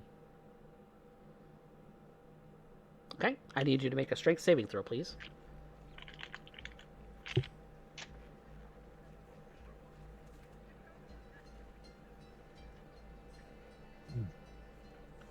See, that's a 10 plus 9, so 19. You are fine. You are able to tread water exactly as you need. And you, since you are at half movement, it will take your full turn to actually get to the thing. Okay. But that does put you within range of the thing too, so just to be aware. Alira, are you jumping in? Or are you doing anything in general? Might as well end up jumping in. I thought I did jump in when I ended Yeah, up yeah, out there yeah, earlier, Lyra did. but I completely blanked on that. I forgot. You should have said something. That's all right. I was doing- I figured it was just something I missed. I So, was- I'm I- like, all right. Was doing a you guys take a turn, it takes a turn, the water takes a turn. So No, it's all good. Yeah, that's not good. Total of 4. Alira is either going to get swept away or sucked into the vortex. Let's high or low this. Low. That's a high. You're getting swept away. So you get swept away by Hi guys. by 15 feet. I mean, sucked into the vortex is worse because you can't breathe underwater. So That's you. So you then turn it to something on a swim speed. You'll be fine. dive Alira into the water, but it's a stronger current than you had anticipated, and so it is starting to. You are still moving at. You are still swimming against it, but you're getting pulled back. So you are still able to have control of where you move, but except that it will it will be at a slower pace right now. So you cannot get to the creature that they're struggling with.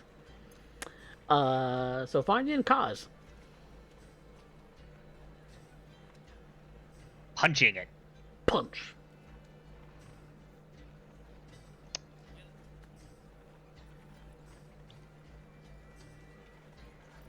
No. No. That's a natural 20. Uh-huh. And you're still rolling a disadvantage, right? That was a disadvantage. See, the funny thing is I also rolled 2 natural 20s on an advantage roll earlier with the owl bear. Yeah, see, So- this is something Mojo's famous for. Roll me some damage. 2. That's a max 18 points of lightning damage. And what you see when that happens is the sort of blobulous form of this thing just kind of releases. Whatever was holding it together is released. And it is now basically gelatin being swept away by water. Which, when you look around, you're kind of running out of air, and and it seems that Alira is getting swept away. I've got 3 minutes. Because I made sure to hold my breath, jumped in. You get 1 plus con minutes of air holding, and then you get con modifier rounds of suffocating, and then you're dying.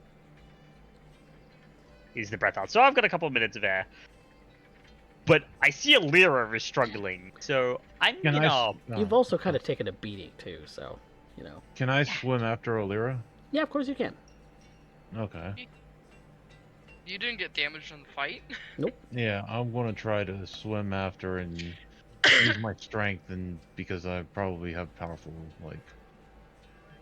You would be able to swim with her at a pull speed, so you can catch up to her very quickly, because going with the current is relatively easy. It is not exactly a treacherous river, as in it's fairly deep and it's fairly what is the word? There's not a lot of obstructions. Nah, Just yeah, there's not a lot of obstructions. It's all been kind of cleared out. It almost kind of gives you a little bit of a man-made river kind of feel. But the only problem being is that the embankments are incredibly tall. So you may have to do a strength saving throw to save you both at the nearest embankment.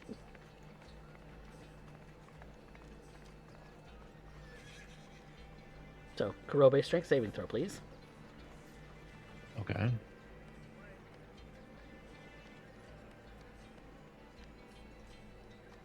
Because with your athletics, you can swim no problem. It's a matter of getting Yeah. up that's the problem. That will be a 22. Okay.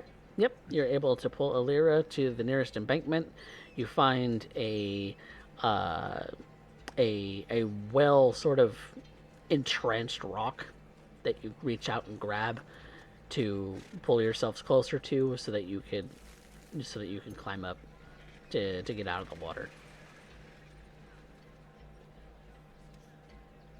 And so I'll go ahead and push her up and roll her onto the embankment and pull myself out. okay.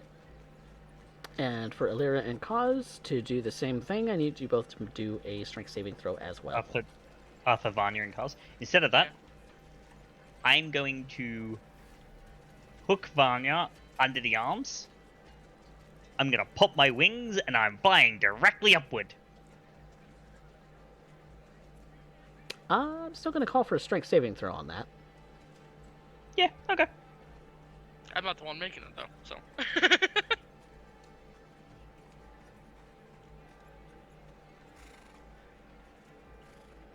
It's a 22. Okay. You didn't have to make it, Derek. Coffee misspoke. You're muted. You're muted. I'm muted, Doug. Yeah, probably for the best. I rolled a 5. No, you didn't have to make that roll at worry. all. Kurobe did it Yeah. for you. Yeah. Yeah, don't worry. Yeah, it's Kurobe's just- got your back. It's just Coffee said the wrong My name. hero. No, I said Kaz. No, You said Kaz and Kaz or Alira. Oh, And I was Not like, don't you Cos mean or Vanya. Vanya? look. Okay, it's coming on midnight. It's I fine. love you, Coffee. Love you But too. yeah, yeah, so 22. Okay. Easily, you So both yeah, have your ways of getting all of you out of the water, and the little bits that you saw kind of embedded in this sort of gelatin that were embedded just kind of seem to float away.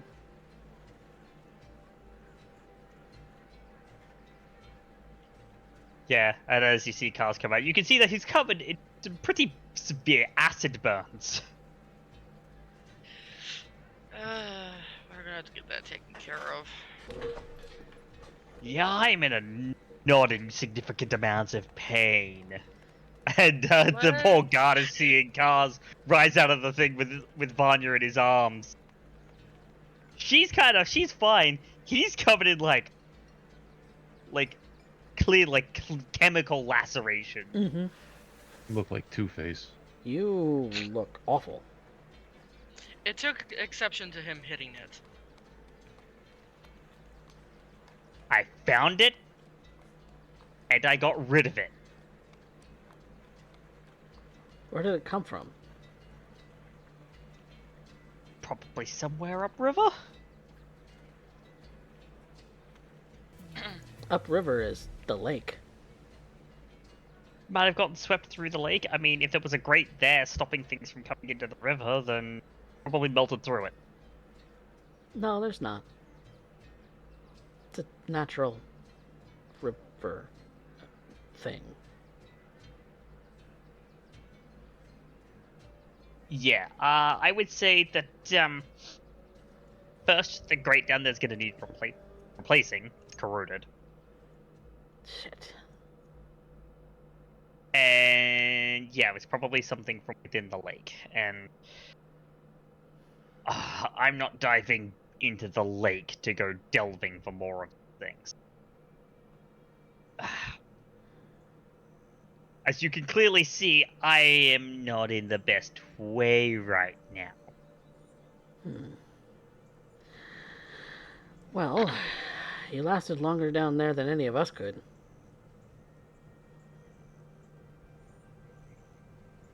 Yeah. Yeah. It is indeed what we do, but yeah, be careful of those. They eat metal and hit very, very hard and melt things, so... They also like to try and apparently run people over. It tried engulfing us a couple times and just pushed us. Good to know.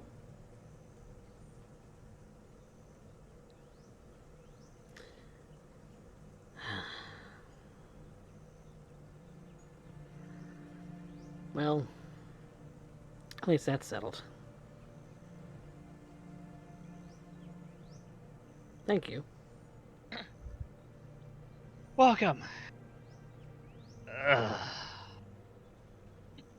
Are you part of the guild? Would Vanya be part of the guild out this way? I mean, you're from the Greyhorn Empire. Yeah. I am. I just haven't done a job for them for a while. I've been out of the country. Oh. You've been out of the country? Mm-hmm. Why? See the world. What for? Because it's fun. It's interesting. It's expensive. Hence why I we have do my jobs. ways. Well, before I met up with these guys, I would play in taverns. Farmer. Ah, okay. Must have been some kind of small town girl, because I don't think I've ever seen you before. I'm from Hazelmire. Hazelmire. That's a long ways away. That it is. All the way across the desert and between New Leaf Village and the mountain. Oh. Made my way around the desert to Colocaster, and from there, everywhere. Huh. How about that? Well, he kind of gives you a bit of a nod and a smile. You have done a serviceable deed today. Thank you. Now it's just a matter of finding out where these things are coming from, and if there's more to put a stop to that. The lake can tend to be filled with all sorts of different things. And Including, like, all sorts of weird things that never seen in, I don't know. You know, jellyfish are meant to be in the sea, right?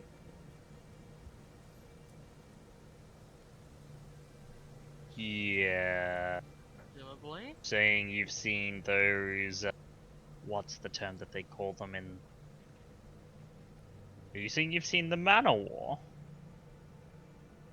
A couple. On the lake. Oh, not those again. My had a buddy that went out fishing one summer, and I distinctly remember his family saying they found his head in the mouth of one of those things. How long ago was this? Last summer, so a year ago.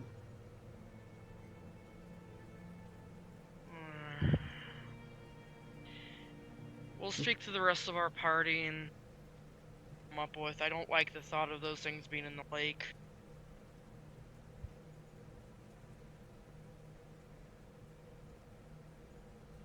We're missing a couple members of our party who are overseeing other projects. Oh. Okay. Well, should you want to investigate that, I mean, there's a boat rental in town. I'll keep that in mind. Yeah. Just I Now, think just- if we're dealing with Man of Wars, we're gonna need Lagan with us. don't. Yeah, this summer I think the whole lake is going to get quarantined. So I don't think anybody's going to be out fishing or swimming this year. probably a good idea. Yeah. I know it's probably going to hurt some local businesses, but Yeah, it's gonna hurt them a lot. rather not Maybe lose the anyone sooner we else. can get this cleaned up, the sooner they can get back on the lake. Exactly. So we'll go back to Coldcaster and talk to our other two friends, and I think Alira, we still have what, a day or so. yeah. Alira, you look like you might have something to say or think about this situation. Oh, I have plenty. I'd just rather not end up spending the next 2 hours explaining the combination of ecological disaster, along with the implications, especially on how close that this is to a major consumer of foodstuffs versus the lake, which ends up producing a lot of foodstuffs, in a situation where everything now becomes entirely dependent on the import export due to light bridge, which we've already established can be flickered out with very minimal effort. I'm just putting things together. That's all. Yeah. You're realizing just how fucked they are. Yeah. But Cars is kind of half thinking about it. Then my suggestion is this: for right now, keep an eye on the inlet to this river as much as you can. Hmm. And for everything else, well, hopefully the lake is outside the magic zone and might be able to employ some underwater apparatuses. Well, there's plenty of things that have gone down in as far as like, because there's not just man-o-wars out there. There's other nasty water beasties, but they stick out to the depths. And there's no telling if you do venture to the bottom of the lake. I wish you good luck, but there's rumors that there's treasure down there. Even more reason for us to go. Treasure, you say? You see, you're calling to my heart as an adventurer here. We adventurers seek out treasure. Mm-hmm. It's part of the profession. So, I hope it's not the dead magic zone, because then I could use this, and he kind of pulls it out. Pretty nifty cloak here. No, it's outside the magic zone. The magic zone is specifically for the prison. Oh, thank God. Yeah. So I can dive using this thing right here, which allows me to breathe water and swim around. Yeah, we built the prison with that And- in mind. And go and punch whatever's down there in whatever accounts for its face, because that's what I was doing down there. I was punching it. He was. That's why I didn't like it. Yeah. I don't think any of us could have survived a bout with that thing. Yeah, tendrils sting. And he kind of shows the fact that it was basically it was literally carving chunks out of him with the tendrils, because like very obviously chemically cauterized chunks. That's gonna leave a scar. Not if it's None of I tended have to. anything to say about it. Not if it's tended to in the right way, but it's not pleasant. Good luck. Thank you. For the time being, though, we'll take the pay for the job done and then Be on our way. recuperate. Well, there would be a reward, but you paid me 100 gold. That was the reward.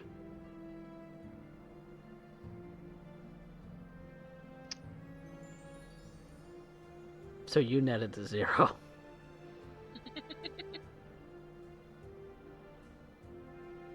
You Thanks, know, by at the way. this point, you're welcome. At this point, I kind of have more important things to worry about. I don't really care. There's your 100 gold back. Thank you. He's just gonna toss it to Vanya. Now, if you'll excuse me, I need to go see an apothecary. There's one in the village. Thank you. And he's gonna walk off in the direction of the village, sopping wet, Behind. And the village sopping wet. The village is not too Um, far from the prison itself. It kind of is more or less where the guards themselves house. So it's kind of a housing situation for most anyone who's the guards, and maybe a little bit of tourism for the lake, because it's kind of right there on the lake. You know, that boating place that seems to be closed for now. The apothecary. A couple of other general stores, but mostly mundane stuff.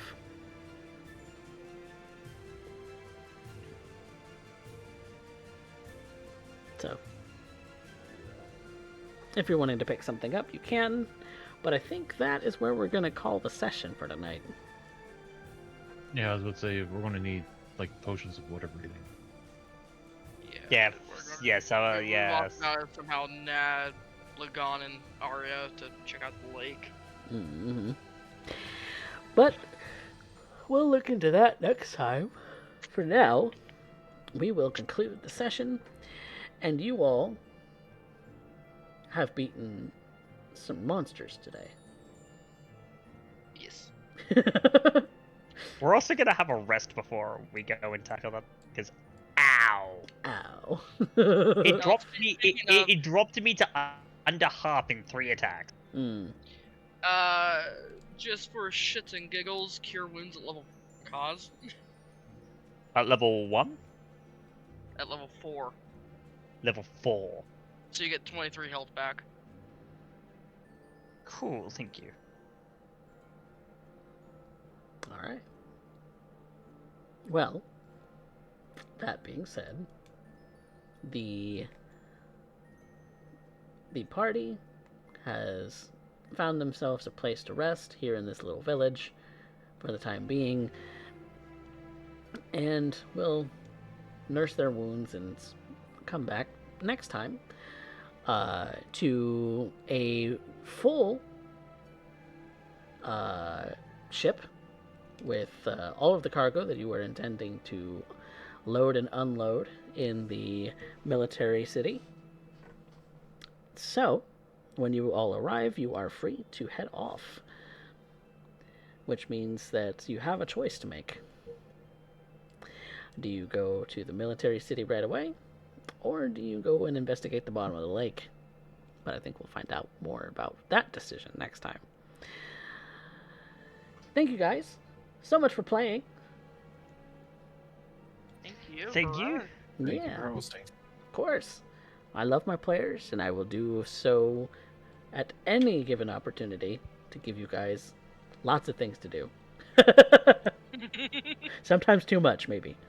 But I hope you enjoyed slaying owlbears, great oozes, and a gelatinous cube. I didn't get a chance to go looking for their lair and see if they had an Alberg egg. Nope. Aw.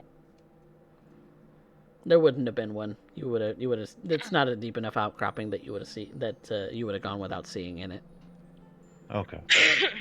There wouldn't have been one. Yeah, because probably the wrong season for that. Mhm. Spring would probably be better when they're breeding. And these were juveniles, so they were maybe a year, maybe too old. Yeah. It's already a little bit too old grown to be domesticated for anything other than war mounts. Or All tamed right. for anything other than war mounts. Well, let's get on to some experience. So everybody gets their 5 for showing up today. Yeah. Yay! Finally, lethality gets to put some experience on Kaz. Yes. Yes. Oh my Yes, Look. experience look, is arbitrary, and I decide the Yes. rules.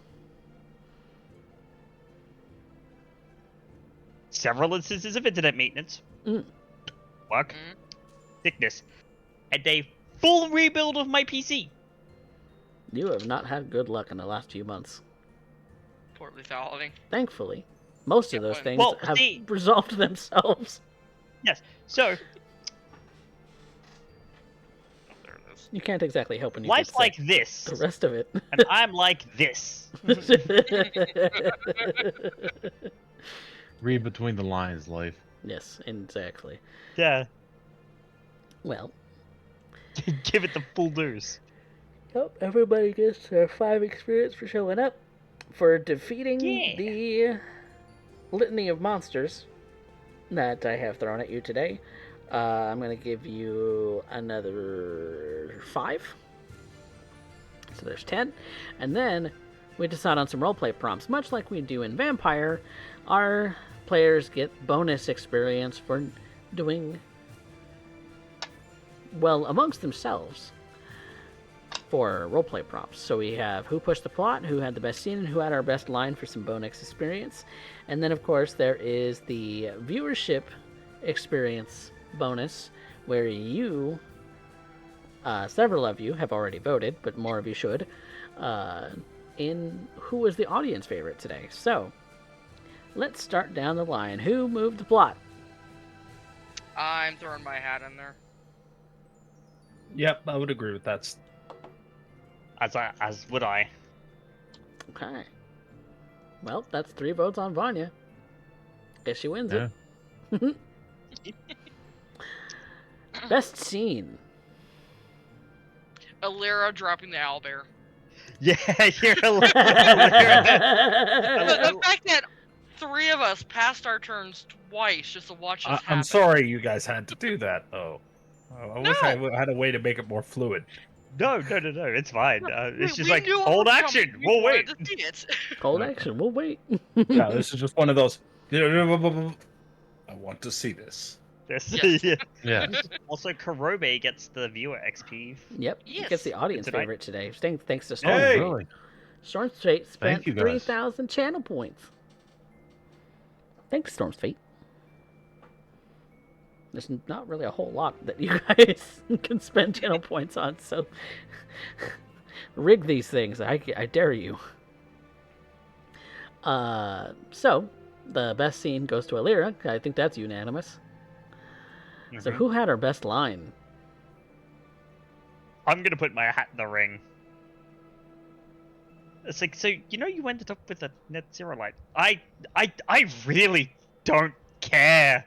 I have bigger things to worry about right now.